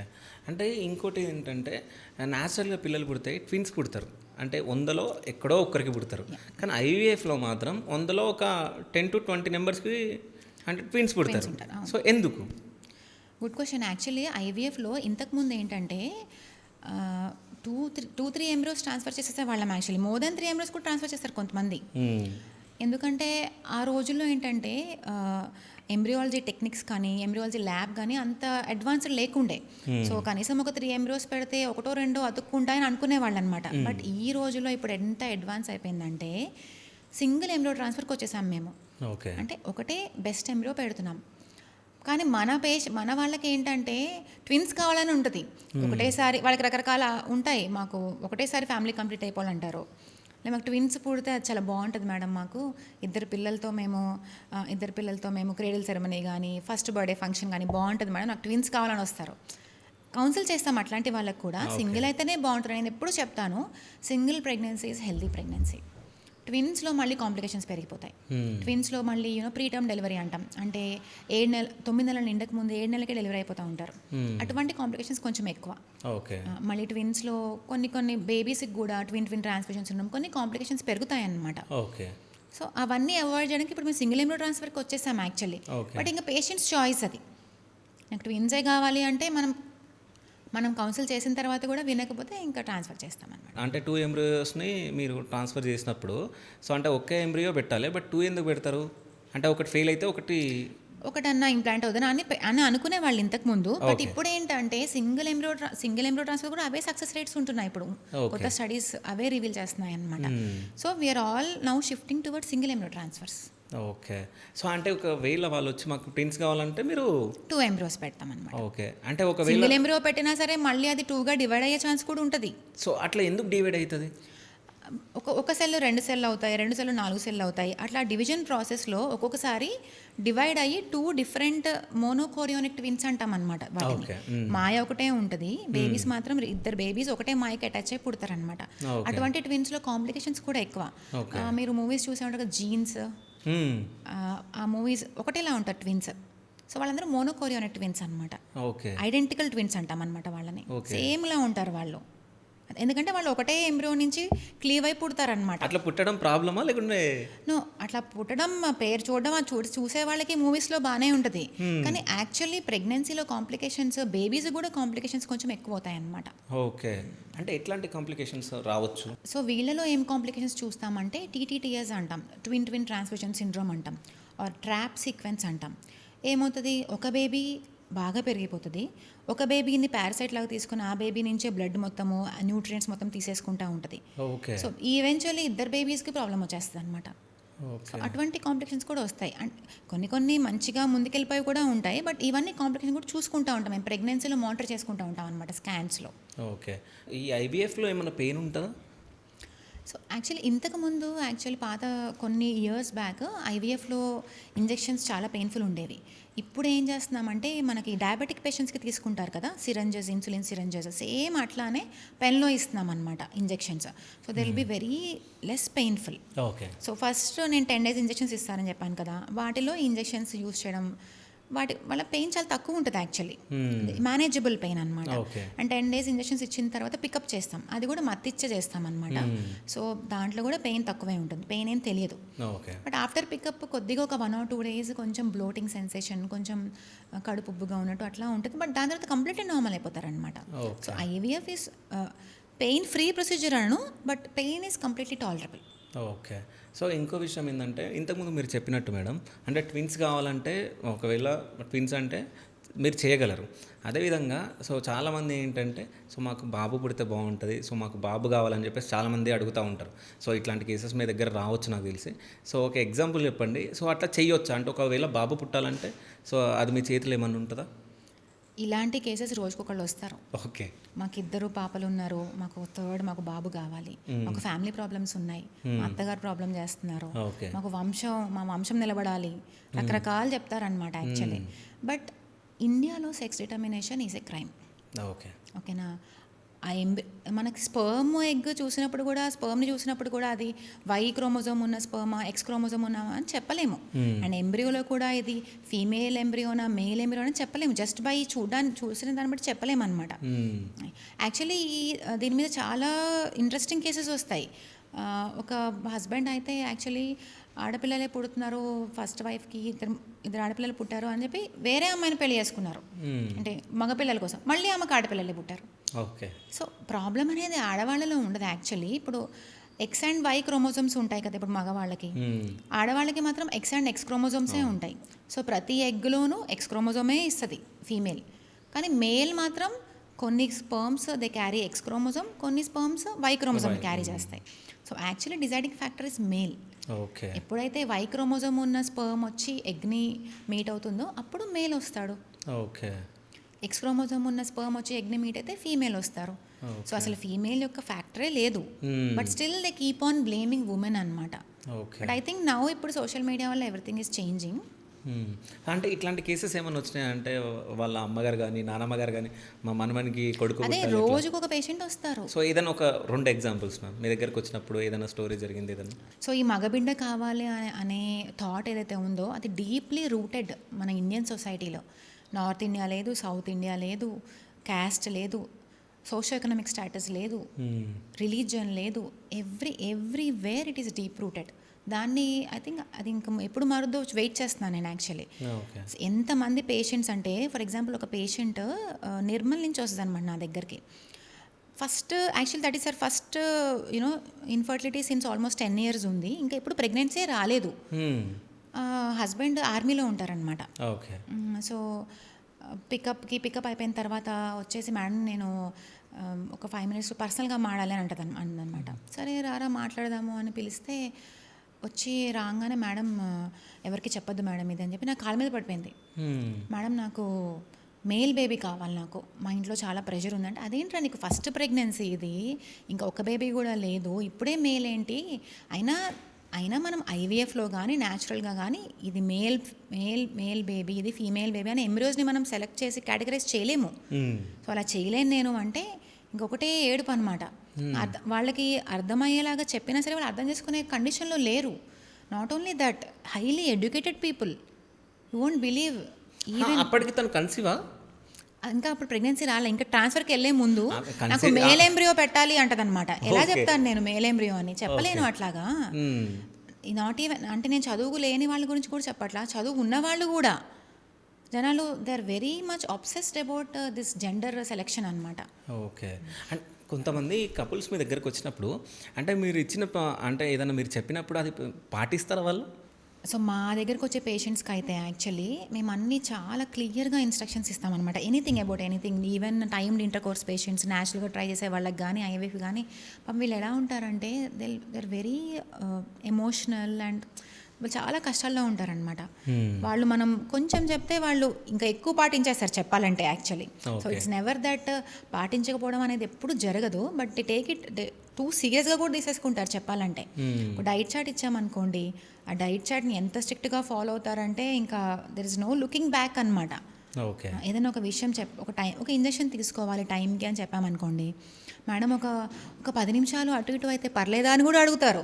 10 నిమిషాలు ఏం కాదమ్మా, ఏం ప్రాబ్లం లేదు. ఇంకా ఒక్కోసారి ఇంజెక్షన్స్కి ఏమవుతాయంటే గడ్డలు కట్టేస్తాయి అనమాట థైస్ మీద. ఎంత పెయిన్లో ఉన్నా సరే, అంటే ఫీమేల్ యొక్క స్ట్రెంగ్త్ అనేది నాకు అక్కడ అర్థమవుద్ది యాక్చువల్లీ. చాలా పెయిన్ఫుల్గా ఉంటాయి యాక్చువల్లీ ఇంజెక్షన్స్. కొన్ని ఇంజెక్షన్స్ ప్రొజెస్ట్రాన్ ఇంజెక్షన్స్ అంటాం అనమాట. ప్రెగ్నెన్సీ వచ్చిన తర్వాత కొంతమందికి ఇవ్వాల్సి వస్తుంది. అయినా సరే పాపం వాళ్ళు ఎంత భరిస్తారో నేను చెప్పలేను అసలు. అది ఆ స్ట్రెంగ్త్ అనేది మరి వాళ్ళకి ఎక్కడి నుంచి వస్తుందో కూడా చెప్పలేను యాక్చువల్లీ. అంటే వాళ్ళు అంతా సఫరింగ్లో ఉంటారు ఈ ప్రెగ్నెన్సీ కోసం. పిల్లలు పుట్టక 10 ఏళ్ళ నుంచి 15 నుంచి ఉంటారు కదా పేషెంట్స్, చాలా సఫరింగ్లో ఉంటారు. ఇంకా వాళ్ళు ఏంటంటే ఇంకా ఏ చెట్టు కనిపిస్తే చెట్టుకు, పుట్ట కనిపిస్తే పుట్ట కూడా మొక్కేస్తూ ఉంటారు అసలు. సో నిజంగా పిల్లలు లేని వాళ్ళు అసలు తిరగని గుడి ఉండదు, తిరగని పుట్ట ఉండదు. అవును నిజంగా అసలు. సో ఇది కూడా ఇక్కడ ఇంకొక మాట చెప్పాలనుకుంటాను.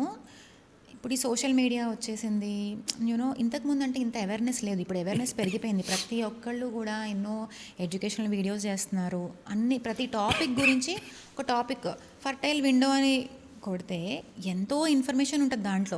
సోషల్ మీడియాలో ఇన్ఫర్మేషన్తో పాటు మిస్ఇన్ఫర్మేషన్ కూడా ఉంటుంది. ఎంతవరకు మనకి కావాలో అంతవరకే మనం తీసుకోవాలి. అండ్ నేను ఎప్పుడు ఒకటే చెప్తాను నా పేషెంట్స్కి, సోషల్ మీడియా యూస్ చేయండి but that for your own awareness. అంతేగాని ఇప్పుడు కొంతమంది కొన్ని యాప్స్ ఉంటున్నాయి, నేను చూస్తున్నాను 35-40 year old women conceived with naturally అని వస్తుంది. యూరిన్ తీసుకొచ్చి యూరిన్ కిట్లో వేస్తారు 2 చుక్కలు, అవును, మంచిగా 2 lines వచ్చేస్తాయి. రేర్గా అవుతాయి, రేర్గా 35-40 yearsలో ఎలా వస్తుంది న్యాచురల్గా ప్రెగ్నెన్సీ, కొంచెం కష్టం. ఇప్పుడు ఆ వీడియోని చూసి ఒక 100 మంది కస్టమర్లు వస్తారు వాళ్ళకి, యూనో, అవునా కదా. నేనేమన్నానంటే 35-40 yearsలో ఎంతకాలం ట్రై చేస్తారు మీరు? ఒక టైం లైన్ పెట్టుకోవాలి మీకు. ఓకే, ఒక 6 months టైం లైన్ పెట్టుకోండి. ఆ టైం లైన్ కనుక మీట్ అవ్వకపోతే వెంటనే మీరు సర్టిఫైడ్ స్పెషలిస్ట్ని మీట్ అవ్వాలి. ఓకే. సోషల్ మీడియాలో చాలా ఉంటున్నాయి, నేను కాదనట్లేదు. కాకపోతే దాంట్లో మనం ఎంతవరకు తీసుకోవాలి, ఎంతవరకు కరెక్ట్, ఎంతవరకు ఇన్కరెక్ట్ అనేది కూడా మనం గ్రహించాలి. ఓకే. అంటే ఇప్పుడు మీరు ప్రెగ్నెన్సీ టెస్ట్ గురించి మీరు యూరిన్ది చెప్పినప్పుడు నాకు ఒకటి గుర్తుకొచ్చింది మ్యామ్. అంటే ఎక్కడో నేను నార్త్లోనో ఎక్కడో నేను చదివా, సో సంథింగ్. సో ఏంటంటే తను ప్రెగ్నెన్సీ కన్సీవ్ అయింది తను. సో ఆ యూరిన్ ఉంటుందిగా, సో ఫస్ట్ టైం టెస్ట్ చేసింది, సో ప్రెగ్నెన్సీ అని తెలిసిపోయింది. సో ఆ యూరిన్ అట్లనే పెట్టి మళ్ళీ నెక్స్ట్ ఇయర్ టెస్ట్ చేసినప్పుడు సేమ్ పాజిటివ్ వస్తుంది అది? లేదు, ఏంటంటే ప్రెగ్నెన్సీ హార్మోన్ కూడా ఇప్పుడు అబార్షన్ అవుతుంది కదా ఎవరికన్నా, అబార్షన్ అయిన వాళ్ళకి, అబార్షన్ తర్వాత కూడా వాళ్ళు ప్రెగ్నెన్సీ టెస్ట్ చేసుకుంటే వాళ్ళకి పాజిటివే వస్తుంది. ఎందుకంటే బ్లడ్లో ఆ హార్మోన్ అనేది ఒక 30 days వరకు ఉంటుంది. అండ్ దట్ డిపెండ్స్ అపాన్ మీరు ఎన్ని మంత్స్ ప్రెగ్నెన్సీ అది అని చెప్పాను. ఓకే. చాలామంది పేషెంట్స్ అబార్షన్ అయిన తర్వాత కూడా ఒక 3 weeks అట్ల తర్వాత వచ్చి, మేడం ఇంకా నాకు పాజిటివే వస్తుంది ప్రెగ్నెన్సీ కిట్ అని వస్తారనమాట. వస్తుంది, కొన్ని రోజుల వరకు వస్తుంది. దాన్ని అది మెల్లగా ఆ లెవెల్స్ అనేవి మెల్లగా తగ్గుతాయి అనమాట. సో బీటా ఎస్హెచ్జీ హార్మోన్ అనేది కొన్ని డేస్ వరకు తన బ్లడ్లోనే ఉంటుంది. ఆ లెవెల్స్ ఫాలో అయిన తర్వాత ఇంకా నెగిటివ్కి వెళ్ళిపోతారనమాట. ఓకే. సో ఇంకో క్వశ్చన్ అంటే ఇప్పుడు అబార్షన్ గురించి మాట్లాడినాం కాబట్టి, సో చాలామందికి అబార్షన్ అవుతూ ఉంటుంది. అంటే కొంతమందికి అయితే ఒక 3-4 times అబార్షన్ అవుతూ ఉంటుంది. సో ఎందుకు అబార్షన్ అవుతూ ఉంటుంది? ఈ మిస్క్యారేజెస్ కూడా అదొక something very serious condition which needs to be addressed అనమాట. సో ఈ మిస్క్యారేజెస్ అనేవి ఎందుకు అవుతాయని చూసుకుంటే, యూజువల్గా వీటిని మేము first trimester and second trimester మిస్క్యారేజ్గా డివైడ్ చేస్తామన్నమాట. అంటే ఫస్ట్ 3 monthsలో అయ్యేవి, తర్వాత 3 monthsలో అయ్యేవన్నమాట. సో ఫస్ట్ 3 monthsలో అయ్యే మిస్క్యారేజ్ యూజువల్గా జెనెటిక్ ఉంటాయి. More than 90% of the times జెనెటికే ఉంటాయి. అంటే సమ్ క్రోమోజోమల్ అబ్నార్మాలిటీస్ అనమాట. అంటే మదర్లో ఫాదర్లో ఏమైనా క్రోమోజోమల్ ప్రాబ్లమ్స్ ఉంటే అవి బేబీకి రావడం వల్ల అది మిస్క్యారీ అయిపోతూ ఉంటుంది అనమాట. అది మోస్ట్ కామన్. అదర్వైజ్ ఇంకా వేరే అదర్ కాజెస్ ఏముంటాయంటే సెప్టేట్ యూట్రస్ అంటాం. సెప్టా అంటే గర్భసంచి లోపల పొరలాగా ఉంటుంది అనమాట. ఈ సెప్టేట్ యూట్రస్ వల్ల కూడా ఫస్ట్ ట్రైమిస్టర్ కూడా అవ్వచ్చు, సెకండ్ ట్రైమిస్టర్ కూడా అవ్వచ్చు మిస్క్యారేజెస్. ఓకే. అండ్ సెకండ్ ట్రైమిస్టర్కి వచ్చేసరికి ఈ యూట్రైన్ అబ్నార్మాలిటీస్, కొంతమందికి యూట్రస్ నార్మల్ షేప్లో ఉండకుండా అబ్నార్మల్ షేప్స్లో కూడా ఉంటాయన్నమాట. యూనో లైక్ యూనిక్ ఆర్నవేట్ అంటాం, బైక్ ఆర్నవేట్ అంటాము. లైక్ ఇప్పుడు సెప్టేట్ యూట్రస్, ఈ యూట్రైన్ మాల్ఫర్మేషన్స్లో కూడా అబార్షన్స్ అవుతాయి. సర్వైకల్ ఇన్కాంపిటెన్స్ అంటాము. ఇంకోటి యూట్రస్ యొక్క ముఖద్వారము లూజ్గా ఉంటుంది అనమాట. సో వాళ్ళకి ఏంటంటే తొందరగా 5 నెలలకి 6 నెలలకి డెలివరీస్ అయిపోతూ ఉంటాయి అనమాట. అంటే యూట్రస్ హోల్డ్ చేసే కెపాసిటీ ఉండదు. ఓకే. ఆ మజిల్స్ అనేవి కొంచెం వీక్గా ఉంటాయి అనమాట. సో వాళ్ళకి కొంచెం స్టిచ్ లాంటివి అవసరం పడవచ్చు. అట్లా చాలా కారణాలు ఉంటాయి. బట్ మోస్ట్ పెయిన్ఫుల్ ఏంటంటే తెలుసా, ఈ మిస్క్యారేజెస్లో అన్ఎక్స్ప్లెయిన్డ్గా ఉంటాయి కొన్ని చాలా వరకు. అంటే మనం కారణం ఇది అని మనం పాయింట్అవుట్ చేయలేము అన్ఫార్చునేట్గా. అలా కూడా ఉంటాయి. అటువంటి cases they are most difficult to treat. So వాళ్ళకి ఇది పలానా కారణం ఇది అంటే ఆ కారణం మనం అడ్రస్ చేయొచ్చు. అసలు కారణం ఏంటో తెలియకపోతే ఎలా అడ్రస్ చేస్తాం? సో ఈ అన్ఎక్స్ప్లెయిన్డ్ మిస్క్యారేజ్ అనేవి వెరీ పెయిన్ఫుల్ టు ట్రీట్ అనమాట. ఇంకా వాటికి పాపం యూనో ఆడవాళ్ళకే అంత పెయిన్ మళ్ళీ. సో వాళ్ళకి రకరకాల ఇంజెక్షన్స్, ఇమ్యునలాజికల్ ట్రీట్మెంట్స్ ఇస్తాము. ఆ థెరపీస్ అన్నీ తీసుకుంటే కొంతవరకు అవాయిడ్ చేయొచ్చు అనమాట. సో ఈ మిస్క్యారేజ్ గురించి మనం మాట్లాడినప్పుడు ఇంకొక థింగ్ ఏంటంటే శివ, అన్సేఫ్ సెక్స్ వల్ల కూడా మిస్క్యారేజెస్ అవుతాయి. సో ఇప్పుడు ఏమవుతుందంటే మెల్లగా మనం కూడా వెస్టర్నైజ్ అయిపోతున్నాం. యూనో ఇప్పుడు ప్రీ మ్యారిటల్ సెక్స్ కూడా నార్మలైజ్ అయిపోతుంది యాక్చువల్లీ. సో ఈ యంగ్ కపుల్స్ కూడా యాక్చువల్లీ ఏంటంటే they should follow proper contraceptive measures అనమాట. నేను ఇందాక చెప్పినట్టు ఫర్టైల్ విండోలో కలిస్తే ప్రెగ్నెన్సీ వచ్చే ఛాన్సెస్ ఉంటాయి. That means out side fertile window is called safe period అనమాట. సో ఈ out side the fertile window sex చేస్తే ఇంకా మనం సేఫే అని చెప్పి యూనో వీళ్ళు they start doing sex in the safe period అనమాట. బట్ ఏమవుతుంది, సపోజ్ ఎగ్ అనేది ఒక 14th day రిలీజ్ అవ్వాలి. సో వీళ్ళు ఏమనుకుంటారు, సరే మనము ఒక 11th to 15th day will be మనం సెక్స్ అవాయిడ్ చేద్దాము, before that we can be together అనుకుంటారు. సో సపోజ్ ఒక 10th డే కలిసి ఉన్నారు అనుకోండి, ఆ స్పర్మ్ అనేది 72 hours ఉంటుంది ఫీమేల్ బాడీలో. ఆ 72 hours ఉన్నప్పుడు మేబీ సపోజ్ ఒక రోజు ముందే ఓవలేట్ అయింది అనుకో ఫీమేల్, మళ్ళీ ఆ రెండు కలిపి మళ్ళీ ప్రెగ్నెన్సీ రావచ్చు. Okay. So that safe period అంటే that doesn't mean it is 100% safe. There could be some variations ఉండొచ్చు అనమాట. ఓకే. సో వీళ్ళు ఏం చేస్తారు మరి, ఇప్పుడు అనుకోకుండా ప్రెగ్నెన్సీ వచ్చిందంటే దే గో ఫర్ అబార్షన్స్ అనమాట. So unsafe sex leading to abortions అనేది చాలా డేంజరస్ అనమాట. ఇంకా ఈ వీళ్ళకి ఒక్కోసారి ఏమవుద్దంటే ఈ అన్సేఫ్ అబార్షన్స్ వల్ల మళ్ళీ ఫ్యూచర్లో ఫర్టిలిటీ ఇష్యూస్ కూడా వస్తాయి. నేను చాలామందిని చూశాను. ఏమవుతుంది, వీళ్ళు ఇన్ఫెక్షన్స్ వస్తాయి, జనరల్ ట్రాక్ట్ ఇన్ఫెక్షన్స్ వస్తాయి, ఒక్కోసారి యూట్రస్లో లేయర్ అనేది బాగా డ్యామేజ్ అయిపోతుంది. సో ఇవన్నీ కూడా కాంప్లికేషన్స్ రావచ్చు. ఓకే. సో ఇంకోటి మ్యామ్, ఇప్పుడు యంగ్ కపుల్కి ఏమైనా ప్రికాషన్స్ ఇవ్వాలంటే మీరు ఏమి ఇస్తారు? So young couples who are either planning to conceive or who are postponing, who are not planning to conceive, వాళ్ళు కొన్ని విషయాలు ఏం తెలుసుకోవాలంటే, in this entire journey time is the key అనమాట. టైమ్ ఈజ్ మనీ ఈ జర్నీలో. సో మీరు టైంని మాత్రం మీరు ఇగ్నోర్ చేయకూడదు. సో మీరు మ్యారేజ్ అయిన తర్వాత, మ్యారేజ్కి ముందే నన్ను అడిగితే ఒక ప్రీ కన్సెప్షనల్ కౌన్సిలింగ్ అనేది తీసుకోవాలి. సో ఈ ప్రీ కన్సెప్షనల్ కౌన్సిలింగ్లో మేము ఏం చేస్తామంటే, మెయిల్ అండ్ ఫీమేల్కి కొన్ని టెస్ట్ చేస్తాం. టెస్ట్ చేసి ఆడవాళ్ళకి ఎగ్స్ ఎలా ఉన్నాయి, రిజర్వ్ ఎలా ఉంది, యూట్రస్ ఎలా ఉంది అని చూసుకుంటాం అనమాట. బేసిక్ కొన్ని బ్లడ్ టెస్ట్ చేయిస్తాము, ఏఎంహెచ్ చేయిస్తాం. ఏఎంహెచ్ అంటే యాంటీ ములేరన్ హార్మోన్ అంటాము. సో దాంట్లో ఎగ్స్ అనేవి ఎలా ఉన్నాయి ఆడవాళ్ళకనే తెలుస్తుంది అనమాట. సో అలానే మగవాళ్ళకి కూడా, మగవాళ్ళ job is very simple, as you know. Only ఒక సింపుల్ సెమెన్ టెస్ట్ ఉంటుంది అనమాట వాళ్ళకి, అండ్ కొన్ని బ్లడ్ టెస్ట్ ఉంటాయి. సో అవి చేయించేస్తాము. సో అవన్నీ నార్మల్ ఉన్నాయి అంటే then that means okay, you have time. You can if you want to plan your pregnancy, you can try naturally, but if you want to postpone also, that is okay అని చెప్తాం అనమాట. But in case ఒకవేళ AMH తక్కువ ఉన్నా, sperm quality కానీ motility ఏమైనా తక్కువ ఉంటే అప్పుడు చెప్తాం అనమాట. There is a time line. So మీరు పోస్ట్పోన్ చేయాలనుకుంటే కొన్ని రోజులు పోస్ట్పోన్ చేసుకోండి, but then you start planning అని చెప్తామాట. సో వీళ్ళకి ఆడవాళ్ళకి వాట్ ఐ అడ్వైజ్ ఈజ్, ఒక 25 years తర్వాత మాత్రం I advise annually check your AMH yearly once. AMH levels ఎలా ఉన్నాయి, తగ్గుతున్నాయా, బాగానే ఉన్నాయి చూసుకోవాలన్నమాట. తగ్గుతుంది అంటే కనుక then that means she has to act. Okay, either if you have a good partner, go ahead plan. If you're not able to find a partner, freeze your eggs. Even మగవాళ్ళు కూడా అంతే. మగవాళ్ళు కూడా ఫర్టిలిటీ ఆఫ్టర్ 45 తగ్గిపోతూ ఉంటుంది అనమాట. So మగవాళ్ళు కూడా ఎక్కువ టైం వేస్ట్ చేయకూడదు ప్లాన్ చేసుకోకుండా. సో వాళ్ళు కూడా ఒక సెమెన్ టెస్ట్ చేయించుకొని బాగానే ఉందంటే దట్ ఈస్ ఓకే, లేదంటే they have to plan early అనమాట. సో ఈ యంగ్ కపుల్స్కి నేనేం చెప్తానంటే, ప్లాన్, ఫినాన్షియల్ ప్లానింగ్ ఎలా చేస్తారు, కెరియర్ ప్లానింగ్ ఎలా చేస్తారో అలానే ఫర్టిలిటీ కూడా ప్లాన్ చేసుకోవాలి. Because time is money here. Time ఒక్కసారి మీ చేయి జారిపోయిందంటే అది మళ్ళీ వెనక్కి రాదు. So don't, better than regretting later, act now. ఒకవేళ తగ్గిపోతుందంటే now you freeze your eggs, freeze your sperms. Okay. So ఇంకోటి మ్యామ్, అంటే ఈ ఆల్కహాల్ స్మోకింగ్ చేయడం వల్ల అంటే పిల్లలు పుట్టరు అని చెప్పేసి చాలామంది మాట్లాడుతూ ఉంటారు, అది వాస్తవమా? సో ఈ యంగ్ ఉన్న వాళ్ళు, జనరేషన్ వాళ్ళు తెలుసుకోవాల్సిన ఇంకొక మోస్ట్ ఇంపార్టెంట్ థింగ్ ఏంటంటే, they feel all these habits వాళ్ళు ఏదో షో ఆఫ్ లాగానో, ఒక స్టేచర్ లాగానో ఫీల్ అవుతూ ఉంటారు అనమాట. అంటే ఏదో డ్యూ టు పియర్ ప్రెషర్ కానీ, సొసైటల్ ప్రెషర్స్ కానీ. అంటే స్మోక్ చేస్తే నీకు వాడికి ఫ్రెండ్ సర్కిల్ ఎక్కువ. ఈవెన్ ఇప్పుడు ఆడవాళ్ళలో కూడా చూస్తున్నాను నేను, చాలా షాకింగ్గా ఉంది.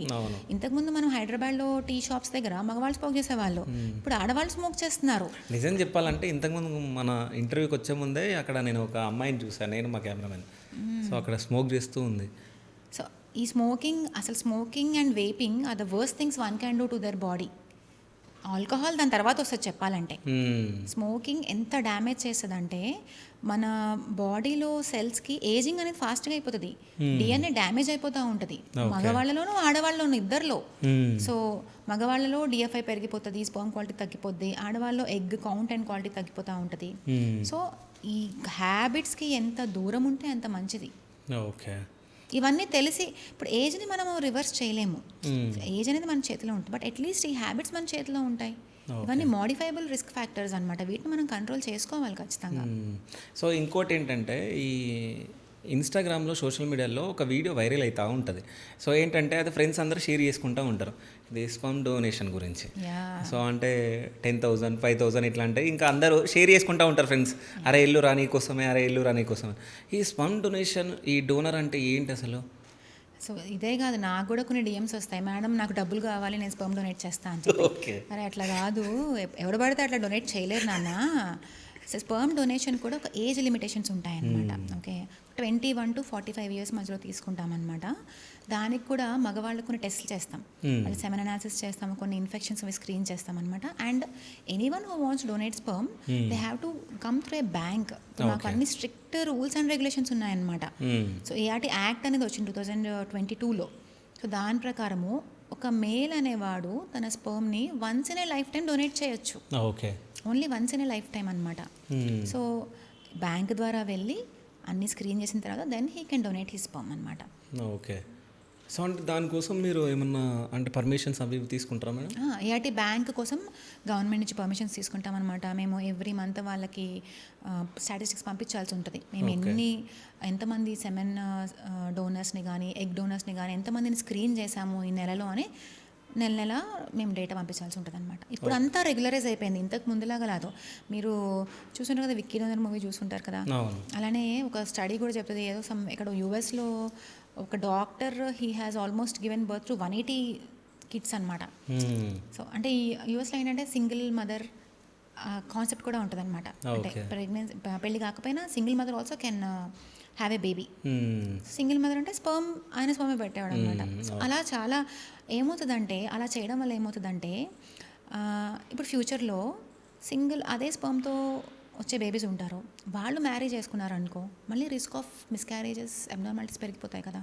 సో బయోడైవర్సిటీ కావాలన్నమాట. అంటే జీన్స్ అనేవి మిక్స్ అవ్వకూడదు, జీన్స్ అనేవి ఎంత ఎక్కువ మిక్స్ అవ్వకుండా ఉంటే అంత మంచిది అనమాట. ఓకే, అంటే ఒక మేల్లో గుడ్ స్పర్మ్ కౌంట్ ఎంత ఉండాలి, ఎంత ఉంటే గుడ్ అన్నట్టు? సో ఇది కూడా actually WHO World Health Organization ఉంటుంది కదా, వాళ్ళు యాక్చువల్లీ ఎవ్రీ 10 ఇయర్స్కి ఒకసారి అట్లాగా స్టడీ చేస్తూ ఉంటారు అనమాట. మేల్లో గ్లోబల్లీ కూడా ఇప్పుడు అంటే త్రూ అవుట్ ద వరల్డ్ మేల్స్లో సెమెన్ పారామీటర్స్ ఆర్ డిక్లైనింగ్ అనమాట. చాలా డ్రాస్టిక్గా పడిపోతున్నాయి. 1970s అలా చూసుకుంటే 120 మిలియన్స్ ఉండేవి, ఇప్పుడు 15 మిలియన్కి తగ్గిపోయింది. 15 ఇప్పుడు 15 మిలియన్ స్పర్మ్స్ చూస్తే ఓకే దట్ ఈస్ నార్మల్ అని అనుకుంటాం అనమాట. అలానే మోటిలిటీ కూడా ఇంతకుముందు 80% ఉండేది, ఇప్పుడు 40%.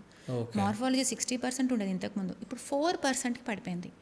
అంటే చూడు, నాకైతే నా ప్రాక్టీస్లో నేను ఒక 4 ఏళ్ల క్రితం నేను హెల్దీ సెమెన్ శాంపుల్స్ ఎక్కువ చూసేవాళ్ళం అనమాట. ఇప్పుడు ఒక హెల్దీ మంచి సెమెన్ శాంపుల్ చూస్తే అనిపిస్తుంది. అంటే అంత కష్టమైపోయింది హెల్దీ సెమెన్ శాంపుల్ చూడడం. Okay, that could be to many factors. మళ్ళీ main lifestyle, stress, sleep, ఇవన్నీ ఫ్యాక్టర్స్ అనమాట. ఓకే, అంటే మీ దగ్గరకు వచ్చిన కేసెస్లో అంటే ఎవరిదన్నా ఈ స్పర్మ్ శాంపిల్ టెస్ట్ చేసినప్పుడు అంటే దాంట్లో కౌంట్ చూసి ఏదన్నా అంటే మీరు షాక్ అయినది ఏదన్నా ఉందా? ఒక పేషెంట్ ఈజ్ వెరీ చూడడానికి వెరీ నైస్ పర్సన్ అనమాట.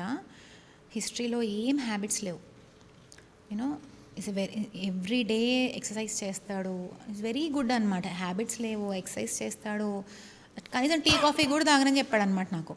అటువంటి పేషెంట్కి మేము సెమెన్ టెస్ట్ చేస్తే 0 స్పర్మ్స్ ఉన్నాయి. సో ఏంటంటే ఈ సెమెన్ స్పర్మ్స్ అనేవి నాట్ జస్ట్ లైఫ్ స్టైల్ అనే కాదు, కొన్ని జెనెటిక్ ఫ్యాక్టర్స్ కూడా ఉంటాయన్నమాట అన్ఫార్చునేట్గా. ఓకే, సో టెస్ట్ చేస్తే ఆయనకి he has some genetic abnormality. దాంట్లో ఏంటంటే స్పర్మ్స్ అనేవి బయటికి రావు, ఉత్పత్తి అవ్వవు అనమాట. ఓకే, సో దెన్ అలాంటి పేషెంట్స్ ఏంటంటే they will have to go for some TESA, micro TESA అలాంటివి అంటాం అనమాట. వాటికి వెళ్ళాలి. అంటే స్పర్మ్స్ అనేవి బయటికి రావు, లోపల ఉన్నాయేమో అని ఒక చిన్న నీళ్ళతో టెస్ట్ చేసి చూస్తామన్నమాట. ఓకే, దాంట్లో స్పర్మ్స్ ఉంటే అవి యూజ్ చేస్తామన్నమాట IVFకి. ఓకే, సో అంటే అక్కడ నుంచి తీసి మీరు యూజ్ చేయడం చేస్తాం. అవును, టెస్టిస్లో నుంచి తీస్తామన్నమాట, ఎందుకంటే అవి బయటికి రావు కాబట్టి. అంటే మనము చూడడానికి బాగున్నారు, ఎటువంటి హ్యాబిట్స్ లేవు, అంటే అంత బాగానే ఉంది అని అనుకుంటాము, బట్ ఒక్కోసారి ఇట్లా కూడా అవ్వచ్చు అనమాట. ఓకే, అంటే ఒక 25 ఏజ్ మేల్, ఒక 45 ఏజ్ ఉన్న మేల్, సో ఇద్దరికి ఈ స్పర్మ్ కౌంట్లో ఏమైనా డిఫరెన్స్ ఉంటుందా? డెఫినెట్గా ఉంటుంది కదా. ఇప్పుడు ఏజ్ పెరిగే కొద్దీ ఏమవుతుంది, మనకి బాడీలో రిపేర్ మెకానిజమ్స్ తగ్గిపోతాయి. ఇప్పుడు మన స్కిన్ ఎలాగా సాగి అయిపోతుంది, డ్యామేజ్ ఎక్కువ అయిపోతుంది. మన హెయిర్ ఈ 25 yearsలో ఉన్నంత హెయిర్ ఇప్పుడు ఉంటుందా మనకి? ఉండదు. 25కి 45కి డిఫరెన్స్ ఉంటుంది. ఇవన్నీ కూడా సెల్సే అనమాట మన బాడీలో. సో స్పర్మ్స్ కూడా అంతే, అవి ఏజ్ పెరిగే కొద్దీ వాటి యొక్క రిపేర్ మెకానిజమ్స్ తగ్గిపోతూ ఉంటాయి. DNA ఫ్రాగ్మెంటేషన్ అనేది పెరిగిపోతూ ఉంటుంది. అలా పెరిగిపోతూ ఉంటే సో అందుకని 45 years ఉన్న మేల్స్కి బేబీస్ కొంచెం ఫర్టిలిటీ తగ్గిపోతుంది. దాంతోపాటు బేబీస్ పుడితే కూడా మిస్క్యారేజ్ ఎక్కువ అవుతాయి, వాళ్ళకి అబార్షన్స్ ఎక్కువ అవుతాయి, అండ్ కొంచెం అబ్నార్మల్ బేబీస్ పుట్టే అవకాశాలు కూడా ఉంటాయి. ఓకే. సో అంటే ఫీమేల్లో అంటే ఏజ్ వరకు వాళ్ళు అంటే కన్సీవ్ అవుతారు? అదే అంటే ఫలానా ఏజ్ అని లేదు Shiva actually, but conception rates are better with women plans are pregnancy less than 35 years. అంటే నేనైతే ఏం చెప్తానంటే 30 years లోపు అట్లీస్ట్ మీ ఫస్ట్ ప్రెగ్నెన్సీ ఫినిష్ చేయండి. ఓకేనా? ఇంకా బెటర్ ఏంటంటే 30 years లోపు 2 ప్రెగ్నెన్సీ ఫినిష్ చేయడం అంతకంటే ఉత్తమం. బట్ ఇప్పుడు ఏంటంటే career everything comes in to place ఉమెన్కి కూడా. So at least first pregnancy finish చేయండి అని చెప్తాను. అండ్ గ్యాప్ కూడా ఎక్కువ ఇవ్వద్దు. కొంతమంది ఏం చేస్తారు, ఫస్ట్ బేబీ అయిపోయిన తర్వాత రిలాక్స్ అయిపోతారు, సెకండ్ బేబీ గ్యాప్ తీసుకుందాంలే అనుకుంటారు. ఆ గ్యాప్ 2-3 ఏళ్ళు కాస్త 4-5 ఏళ్ళు 8 ఏళ్ళు అయిపోద్ది అనమాట. సో సెకండరీ ఇన్ఫర్టిలిటీ అంటాం. అంటే ఫస్ట్ బేబీ పుట్టిన తర్వాత సెకండ్ బేబీ పుట్టడం కష్టమైపోతూ ఉంటుంది అనమాట. దానికి మళ్ళీ ఇవన్నీ ఫ్యాక్టర్స్ వస్తాయి. ఈ గ్యాప్లో వాళ్ళకి స్పర్మ్స్ కానీ ఎగ్స్ కానీ తగ్గిపోతూ ఉంటాయి అనమాట. అండ్ వేరే వేరే హ్యాబిట్స్ రావచ్చు, స్ట్రెస్ రావచ్చు, ఇవన్నీ ఫ్యాక్టర్స్ వచ్చేస్తాయి అనమాట ప్లేస్లోకి. ఓకే. అంటే ఏదన్నా కేసు మీ దగ్గర 40+ ఏజ్ ఉన్న కపుల్ IVFలో సక్సెస్ అయిన వాళ్ళు ఎవరన్నా ఉన్నారా? యూజువల్గా మనం చూస్తాం కదా సక్సెస్ స్టోరీస్. ఇప్పుడు 40+ ఏజ్ ఉన్న కపుల్స్లో ప్రెగ్నెన్సీ వచ్చిందంటే మోస్ట్లీ చాలా కేసెస్లో అది త్రూ థర్డ్ పార్టీ రిప్రొడక్షన్ అనమాట. అంటే ఎగ్ డొనేషన్ కానీ వాటి ద్వారానే అవుతుంది అనమాట. న్యాచురల్గా ప్రెగ్నెన్సీ వచ్చిందంటే అది కొంచెం వాళ్ళ లక్కనే అనుకోవాలి, ఇంకా 40+ yearsలో యాక్చువల్లీ. బట్ ఇప్పుడు ఏంటంటే with this all this egg freezing and all, ఇప్పుడు నువ్వు 28లో ఎగ్ ఫ్రీజ్ చేసుకో, 40 yearsలో ప్లాన్ చేసుకో ప్రెగ్నెన్సీ, ఏముంది దాంట్లో. But your eggs are 28 year old కదా. ఓకే. సో ఇప్పుడు మనం ముందు అట్లాంటి ప్రెగ్నెన్సీ చూస్తాము. సో వాళ్ళు ఎగ్ ఫ్రీజింగ్ చేసుకుంటారు 28, ఎంబ్రియో ఫ్రీజింగ్ చేసుకుంటారు యంగ్గా ఉన్నప్పుడు. మేబీ వాళ్ళు గ్యాప్ తీసుకుంటారు, టైం తీసుకుంటారు. ఫస్ట్ బేబీ అయిన తర్వాత టైం తీసుకుని సెకండ్ బేబీకి మెల్లగా ప్లాన్ చేసుకుంటారు. At the age of 40 also they can plan. మళ్ళీ 40 years వచ్చిన తర్వాత మళ్ళీ కాంప్లికేషన్స్ పెరుగుతాయి. ఏంటంటే ప్రెగ్నెన్సీలో కూడా కాంప్లికేషన్స్ పెరుగుతాయి కదా. ఇప్పుడు మళ్ళీ రిస్క్ ఆఫ్ మిస్క్యారేజెస్ కానీ, హైపర్ టెన్షన్, బీపీ అంటాం, షుగర్ అంటాం, అన్నీ పెరిగిపోతూ ఉంటాయి అనమాట. గవర్నమెంట్ కూడా ఇప్పుడు ఇంతకు ముందులాగా మనం కొన్ని న్యూస్లో చూస్తాం, 60 ఏళ్ళ అవ్వకి ప్రెగ్నెన్సీ వచ్చిన పెద్ద న్యూస్ అయింది అప్పుడు. సో అలా ఎట్లా పడితే అట్లాగా ప్రెగ్నెన్సీస్ చేయడానికి లేదు ఇప్పుడు. దెర్ ఇస్ ఏజ్ లిమిట్ అనమాట. ఆడవాళ్ళకి 50, మగవాళ్ళకి 55.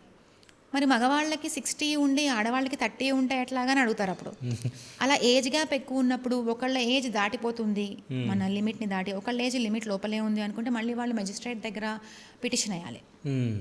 ఇప్పుడు చాలా స్ట్రిక్ట్ అయిపోయింది అవన్నీ. యాక్చువల్లీ మనం ఎట్లా పడితే అట్లాగా 70 ఏళ్ళ వాళ్ళకి, 60 ఏళ్ళ వాళ్ళకి అట్లా ప్రెగ్నెన్సీ తెప్పించలేము. అంటే what is the point actually? నువ్వు 60 ఏళ్లలో ప్రెగ్నెన్సీ, 50 ఏళ్ళలో ప్రెగ్నెన్సీ తెచ్చుకొని పిల్లల్ని ఎట్లా పెంచుతారు? ఆ పిల్లలు పెద్దోళ్ళు అయ్యేటప్పటికి వీళ్ళు ముసలోళ్ళు అయిపోతారు. ఎలా వాళ్ళు కొంచెం పెద్దోళ్ళు చనిపోతారు కూడా ఇంకా చెప్పాలంటే. What is the point in having kids? So ఇంకో క్వశ్చన్ మ్యామ్, అంటే ఈ మేనరికం పిల్లని చేసుకోవద్దని అంటారు. అంటే ఈ పిల్లలు పుట్టే దాంట్లో సంథింగ్ ఏదో అవుతుంది అని, అది నిజమేనా? అంటే మేనమామ పిల్లల్ని చేసుకోవద్దు అన్నట్టు మాట్లాడతారు. ఇది చాలా మన తెలంగాణలో కొన్ని ఏరియాస్లో మేనరికం చాలా బాగా చేస్తారు అసలు. అంటే మా బిడ్డ మా ఫ్యామిలీలోనే ఉండాలి, మా ఆస్తులు మాకే ఉండాలి అని చాలా ఫీల్ అవుతారు యాక్చువల్లీ. స్పెషల్గా మా నిజామాబాద్, నిర్మల్ సైడ్ అయితే బాగా ఉంటుంది ఈ feeling actually. So that comes with a cost. Okay, మీ ఆడవాళ్ళని మీ ఇంట్లోనే ఉంచుకోవాలి, మేము అపురూపంగా చూసుకుంటాము, మా తమ్ముడికే ఇస్తాను లేకపోతే మా వాళ్ళకే ఇస్తాను అనుకుంటే ఏమవుతుంది? జీన్స్ అనేవి బయట జీన్స్ రావు, మీ జీన్స్ మీకే ఉండడం వల్ల ఏమవుతుందంటే కన్సాంగ్వినస్ మ్యారేజ్ అంటాం దీన్ని. వీటి వల్ల ఏమవుతుందంటే మిస్క్యారేజెస్ రిస్క్ బాగా పెరిగిపోతుంది. ఓకేనా, వీళ్ళలో చాలా అబార్షన్ రిస్క్ హై ఉంటుంది. అండ్ ఇంకొకటి, బేబీస్ విత్ అబ్నార్మాలిటీస్ పుడతారనమాట. మనం చూస్తుంటాం కదా, వెనుముక సరిగ్గా లేకపోవడము, బ్రెయిన్లో ప్రాబ్లమ్స్ రావడము, ఇవన్నీ చాలా కామన్గా చూస్తుంటాం అనమాట వీళ్ళలో. ఓకే. సో నేనైతే వాట్ ఐ అడ్వైస్ ఈజ్, మేనరికం పెళ్ళిళ్ళు చేస్తే కనుక ఇవన్నీ ముందు ఇవన్నీ ఉంటాయి అని అర్థం చేసుకోండి. ఇవన్నీ మీ దృష్టిలో పెట్టుకొని ప్రొసీడ్ అవ్వండి. ఇట్స్ ఆల్వేస్ బెటర్ బయట వాళ్ళని చేసుకోవడం బెటర్. ఎందుకంటే then your genes will be different కదా. మంచి జీన్స్, కొత్త జీన్స్ వస్తాయి, ఇంకా మంచి ఫీచర్స్ వస్తాయి. ఓకే. సో అంటే ఇప్పటి వరకు అంటే ఎన్నో కేసెస్ని మీరు చూడొచ్చు. సో ఏదైనా కేసుని చూసినప్పుడు అంటే ఎమోషనల్గా ఫీల్ అయింది ఏదైనా ఉందా? ఏదైనా story? So almost all my patients are very special to me, but few patients are extra special అనమాట. ఎవరంటే రిపీటెడ్ ఫెయిల్యూర్స్ అవుతాయి వీళ్ళకి, చాలా సఫర్ అయ్యి ఉంటారు యాక్చువల్లీ. అలా ఒక one of my very favourite patient అనమాట. ఆర్మూర్ నుంచి వస్తుంది అనమాట తను. సో ఆ పేషెంట్ అయితే షీ హాస్ 4 ఫెయిల్డ్ ఐవీఎఫ్స్. దాని తర్వాత నా దగ్గర వచ్చింది, నా దగ్గర ఒకసారి ఫెయిల్ అయింది, 5th సైకిల్లో కన్సీవ్ అయింది. సరే కన్సీవ్ అయింది, థ్యాంక్ గాడ్ అనుకున్నాను అనమాట. ఇంకా నేను తను ఒక 4-5 మంత్స్ ప్రెగ్నెన్సీ ఉన్నప్పుడు ఏమైంది, ట్విన్స్తో కన్సీవ్ అయింది అనమాట. 4-5 మంత్స్ ప్రెగ్నెన్సీ ఉన్నప్పుడు ఏమైంది, నేను అప్పుడు ఐ వెంట్ ఫర్ ట్రిప్ అనమాట. సో నేను ట్రిప్లో ఉన్నప్పుడు she came with bleeding. So నా సిస్టర్ ఉంటారు కదా, నర్స్ చూసి బాగానే బ్లీడింగ్ అవుతుంది, క్లాట్స్ పడుతున్నాయి, అండ్ ఆస్ అంటాం, అంటే గర్భసంచిక ముఖద్వారం ఓపెన్ అయిపోయింది మేడం, అది ఆల్మోస్ట్ బయటకు వచ్చేస్తుంది బేబీ అని చెప్పింది అనమాట. ఒక బేబీ కూడా బయటకు వచ్చేసింది, ఎక్స్పెల్ అయింది. ఇంకా షీఈ్ వెరీ స్పెషల్ టు మీ, ఎందుకంటే పాపం చాలాసార్లు ఫెయిల్ అయిన తర్వాత కన్సీవ్ అయింది నా దగ్గర పేషెంట్. సో నేనైతే ఇంకా నేనైతే మొక్కుకున్నా, వెంటనే ఈ బేబీకి మాత్రం తగ్గాలి. నేను సాయిబాబాకి మొక్కుకున్నా యాక్చువల్లీ, బాబా నీ మీదే పెడుతున్నాను భారము, ఈ పేషెంట్ ఎట్లయినా మంచి అవ్వాలని చెప్పి. లక్కీగా ఆ పేషెంట్ ఆస్ ఓపెన్ అయ్యి క్లోజ్ అయిపోయింది. నేను అన్ని ఇంజెక్షన్స్ ఇచ్చాను, బట్ అసలు ఆస్ ఓపెన్ అయ్యి క్లోజ్ అవ్వడం అనేది చాలా రేర్ అనమాట. ఇంకా అసలు నేను ఎప్పుడు నా కెరియర్లో కానీ నా ఫ్రెండ్స్ అందరినీ చెప్పినా కూడా ఎవరు నమ్మలా. క్లోజ్ అయిపోయింది యాక్చువల్లీ, ఆస్ క్లోజ్ అయిపోయి బ్లీడింగ్ తగ్గింది. She went on, she delivered A healthy female baby. So ఆ పేషెంట్ డెలివరీ అయిన తర్వాత నేను షిరిడీకి వెళ్ళి ఆ పేషెంట్ కోసం మొక్కు తీర్చుకున్నాను అనమాట. సో కొన్ని పేషెంట్స్ను we go beyond our limits. మేము జస్ట్ డాక్టర్స్ లాగా ట్రీట్ చేస్తే అది సరిపోదు. కొంతమంది పేషెంట్స్కి they need that extra care, personalised care చాలా కావాలన్నమాట వీళ్ళకి. జస్ట్ మనము ప్రతి పేషెంట్ని ఒకలాగా చూడలేము ఐవీఎఫ్లో ఇవి. సో మనం ఈ ఫర్టిలిటీ పేషెంట్స్ని, ఇన్ఫర్టైల్ పేషెంట్స్ని అందరినీ ఒకలా చూడలేము. ప్రతి ఒక్కళ్ళకి ఒక డిఫరెంట్ స్టోరీ ఉంటుంది, వాళ్ళ స్టోరీని వినాలి, అందులో ఉన్న బాధను అర్థం చేసుకోవాలి, వాళ్ళ షూస్లో మనం నిలబడాలి, వాళ్ళ ప్లేస్లో ఉండి వాళ్ళ బాధని అర్థం చేసుకుంటేనే ఐ థింక్ మనం 100% న్యాయం చేస్తాం ఈ ఫీల్డ్లో అయితే. ఓకే. సో ఈ ఐవీఎఫ్లో అంటే నెక్స్ట్ ఏమన్నా టెక్నాలజీ వచ్చే ఛాన్స్ ఉందా, advance technology? So actually Shiva, it's a very good question. Now we're in a place, మనం ఐవీఎఫ్లో అరౌండ్ 50-60% సక్సెస్ రేట్స్ ఇస్తున్నాం అనమాట. Previously it used to be 5-10%. You won't believe. అంటే ఎలా ఇంత దూరం తీసుకొచ్చాము, ఒక 30 years, లాస్ట్ 30 to 40 yearsలో ఇంత దూరం ఎలా తీసుకొచ్చామంటే with many advances, advances in IVF. ఇంతకుముందు ఐవీఎఫ్ చేసేవాళ్ళం. ఐవీఎఫ్ అంటే ఏంటి, ఒక డిష్లో ఎగ్ పెడతాము, స్పర్మ్స్ వదిలేస్తాము, స్పర్మ్స్ వాటంతట వెళ్ళి కలుస్తాయి ఎగ్ని. సో దీనివల్ల కొంతమంది బెనిఫిట్ అవుతున్నారు. బట్ వాట్ ఇఫ్ స్పర్మ్స్ తక్కువ ఉంటే, క్వాలిటీ ఆఫ్ స్పర్మ్స్ తక్కువ ఉంటే అవి ఎగ్నే మీట్ అవ్వలేకపోతున్నాయి. సో అప్పుడేం కనుక్కున్నారు, ఇక్సీ కనుక్కున్నారు. అంటే ఎగ్ని పట్టుకొని స్పర్మ్ని ఇంజెక్ట్ చేస్తున్నారు లోపలికి, అంటే మనమే ఎగ్ లోపల స్పర్మ్ని పెడుతున్నాం అనమాట.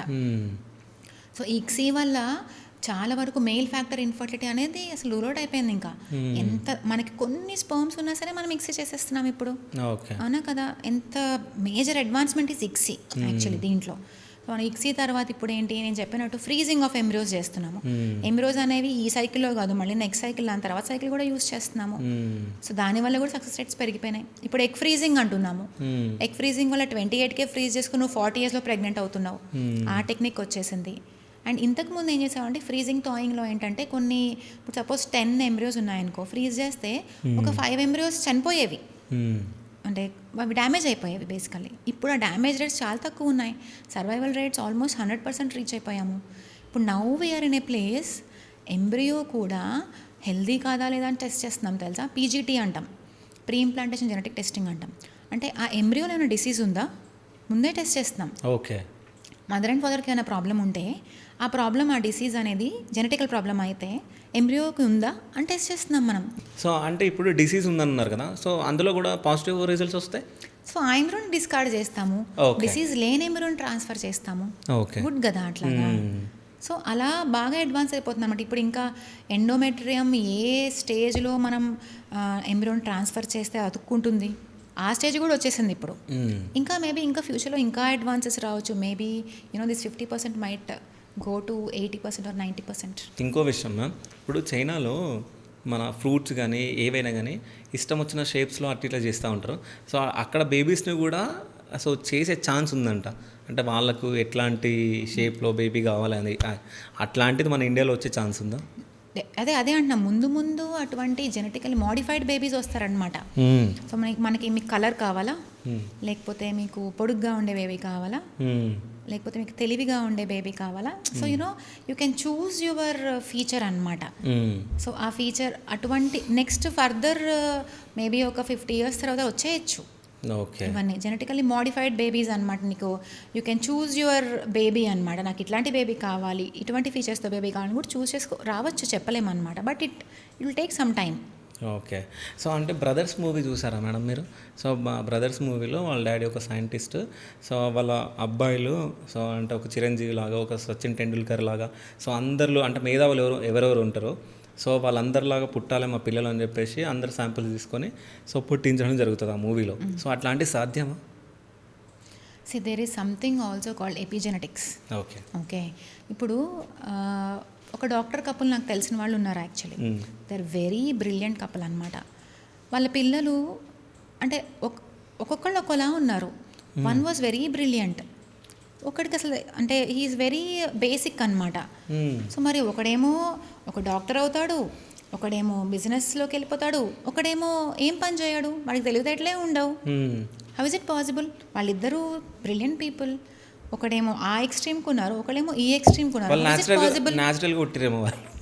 న్యాచురల్గా పుట్టినా సరే జీన్స్ అయితే వాళ్ళవే కదా. ఓకే, సో జీన్స్ ఆ మేల్ అండ్ ఫీమేల్ వాళ్ళ జీన్స్ అంతా బ్రిలియంట్ పీపుల్కి ఒకటి చాలా ఇంటెలిజెంట్ అండ్ బ్రిలియంట్ పుడతారు, ఒకళ్ళు చాలా బేసిక్గా పుడతారు. హౌ ఇస్ ఇట్ పాసిబుల్ అంటే దేర్ కమ్స్ ద ఎపిజెనెటిక్స్. ఇప్పుడు గర్భ సంస్కారాన్ని వింటున్నారా మీరు? సో ఎపిజెనెటిక్స్ అంటే ఏంటంటే బేబీ మదర్ యొక్క వూమ్లో ఉన్నప్పుడు కూడా సమ్ మిలియన్స్ ఆఫ్ జీన్స్ ఉంటాయి. ఆ మిలియన్స్ ఆఫ్ జీన్స్లో very few hundreds of genes gets activated అనమాట. And those activated genes will decide baby ఏంటి అనేది. సో మేబీ ఒకడికి మంచి జీన్స్ యాక్టివేట్ అయినాయి, ఒకడికేమో అబ్నార్మల్ జీన్స్ యాక్టివేట్ అయి ఉండొచ్చు. సో ఇప్పుడు దాని మీద చాలా స్టడీస్ జరుగుతున్నాయి ఇప్పుడు గర్భ సంస్కారం మీద. ఏంటంటే బేబీ మదర్ వూమ్లో ఉన్నప్పుడే మదర్ యొక్క లివింగ్ కండిషన్స్, చుట్టుపక్కల ఉండే కండిషన్స్ కానీ, స్ట్రెస్ లెవెల్స్ కానీ, తన హ్యాపీనెస్, తన మూడ్స్, అవన్నీ డిసైడ్ చేస్తాయి ఏంటి బేబీ యొక్క పుట్టినాక బేబీ క్వాలిటీస్ కానీ, వాడి బిహేవియర్ కానీ, వాడి ఫ్యూచర్ మొత్తం అవి డిసైడ్ చేస్తాయంటున్నారు ఇప్పుడు. సో దట్ ఈస్ అప్కమింగ్ అనమాట. ఇంకా that is the next coming branch అనమాట, ఎపిజెనెటిక్స్ అని చెప్పి. అంటే బేబీ కడుపులో ఉన్నప్పుడే మదర్ ఎంత ఇన్ఫ్లుయెన్స్ చేస్తుంది వాడి యొక్క ఫ్యూచర్ని అని చెప్పి. అంటే ఏఎంహెచ్ టెస్ట్ అన్నట్టు విన్నా మ్యామ్, అంటే ఏంటి అసలు? సో ఏఎంహెచ్ అంటే యాంటీ ములేరియన్ హార్మోన్ అనమాట. సో ఈ హార్మోన్ అనేది మన ఓవరీస్లో ఉండే సెల్స్ ఉంటాయి, గ్రాన్యులర్ సెల్స్ అని, ఆ సెల్స్ నుంచి సెక్రెట్ అవుద్ది అనమాట. సో ఈ AMH levels correlate with the number of eggs in female. So AMH level యూజువల్గా ఒక 2 to 4 ఉండాలనుకుంటాం అనమాట. That is normal levels. Okay, less than 2 ఉన్నాయంటే ఇంకా తన ఫర్టిలిటీ, తన నెంబర్ ఆఫ్ ఎగ్స్ కొంచెం తక్కువ సైడ్ ఉన్నాయి అని అనమాట. ఇంకా లెస్ దాన్ 1 ఉన్నాయంటే మాత్రం ఇంకా టైం బాంబ్ అన్నమాట, టైమ్ ఈస్ టిక్కింగ్ ఇంకా తనకి. She has to act. So అది బేసిక్లీ ఏఎంహెచ్ బట్టి మనం ఏం చూస్తామంటే ఇంకా తనకి ఎంత టైం ఉంది, ఫర్టిలిటీ తను పోస్ట్పోన్ చేసుకుందాం అనుకుంటే ఎంత టైం వరకు పోస్ట్పోన్ చూసుకోవచ్చు. అండ్ అలానే మేము ట్రీట్మెంట్స్లో కూడా ఏఎంహెచ్ హై ఉన్న వాళ్ళు మేము టైలర్ చేస్తాం అనమాట. ఐవీఎఫ్లో ఏఎంహెచ్ హై ఉన్న వాళ్ళకి ఒక రకంగా ట్రీట్మెంట్ ఇస్తాము, డ్రగ్స్ అవన్నీ కొంచెం తక్కువ డోస్ ఇస్తాము. ఏఎంహెచ్ లో ఉన్న వాళ్ళకి కొంచెం డ్రగ్స్ కొంచెం ఎక్కువ డోస్ ఇస్తామన్నమాట, ఎగ్స్ పెరగడానికి.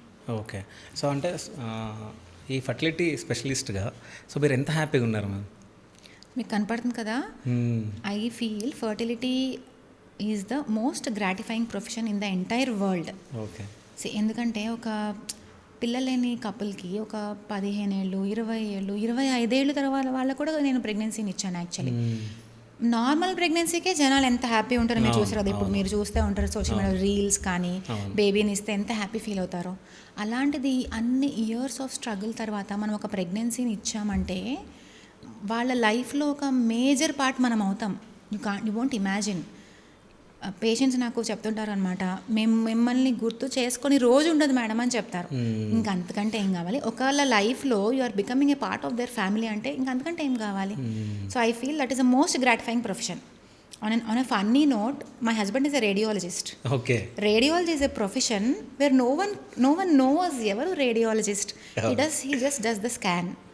ఓకేనా, స్కాన్ చేస్తారు, వాళ్ళ ప్రైమరీ డాక్టర్ దగ్గరికి వెళ్తారు. సో రేడియాలజిస్ట్ రోల్ ఏంటి, ఓన్లీ డయాగ్నోసిస్ ఇవ్వడం, ట్రీట్మెంట్ ఏమి ఇవ్వరు. వెరాజ్ his is the most ungratifying profession అనమాట. ఆయన ఏంటో ఎవరికి తెలీదు. బట్ నేను I make impact on many lives అనమాట. సో ఇంకోటి కూడా నేను విన్నాను, అంటే ఎవరైతే మీ సెంటర్లో సో పిల్లలు పుట్టిన వాళ్ళకి మీ పేరు కూడా పెట్టినట్టు విన్నాను నేను, నిజమేనది? అదేగా చెప్తున్నాను, దట్స్ ద మోస్ట్ గ్రాటిఫైయింగ్. నా పేరు మీద ఒకళ్ళకి పేరు పెడుతున్నారు, నా పేరుని వాళ్ళ పిల్లలకి పెట్టుకుంటున్నారంటే ఇంక అంతకంటే I think దర్స్ nothing I can achieve. That is another level అనమాట. ఆ సంతోషం అనేది, ఆ గ్రాటిట్యూడ్, వాళ్ళు చూపించే గ్రాటిట్యూడ్ అనేది ఎన్ని $1 million ఇచ్చినా దొరకదు నన్ను అడిగితే actually. Done. Thank you so much ma'am. Thank you.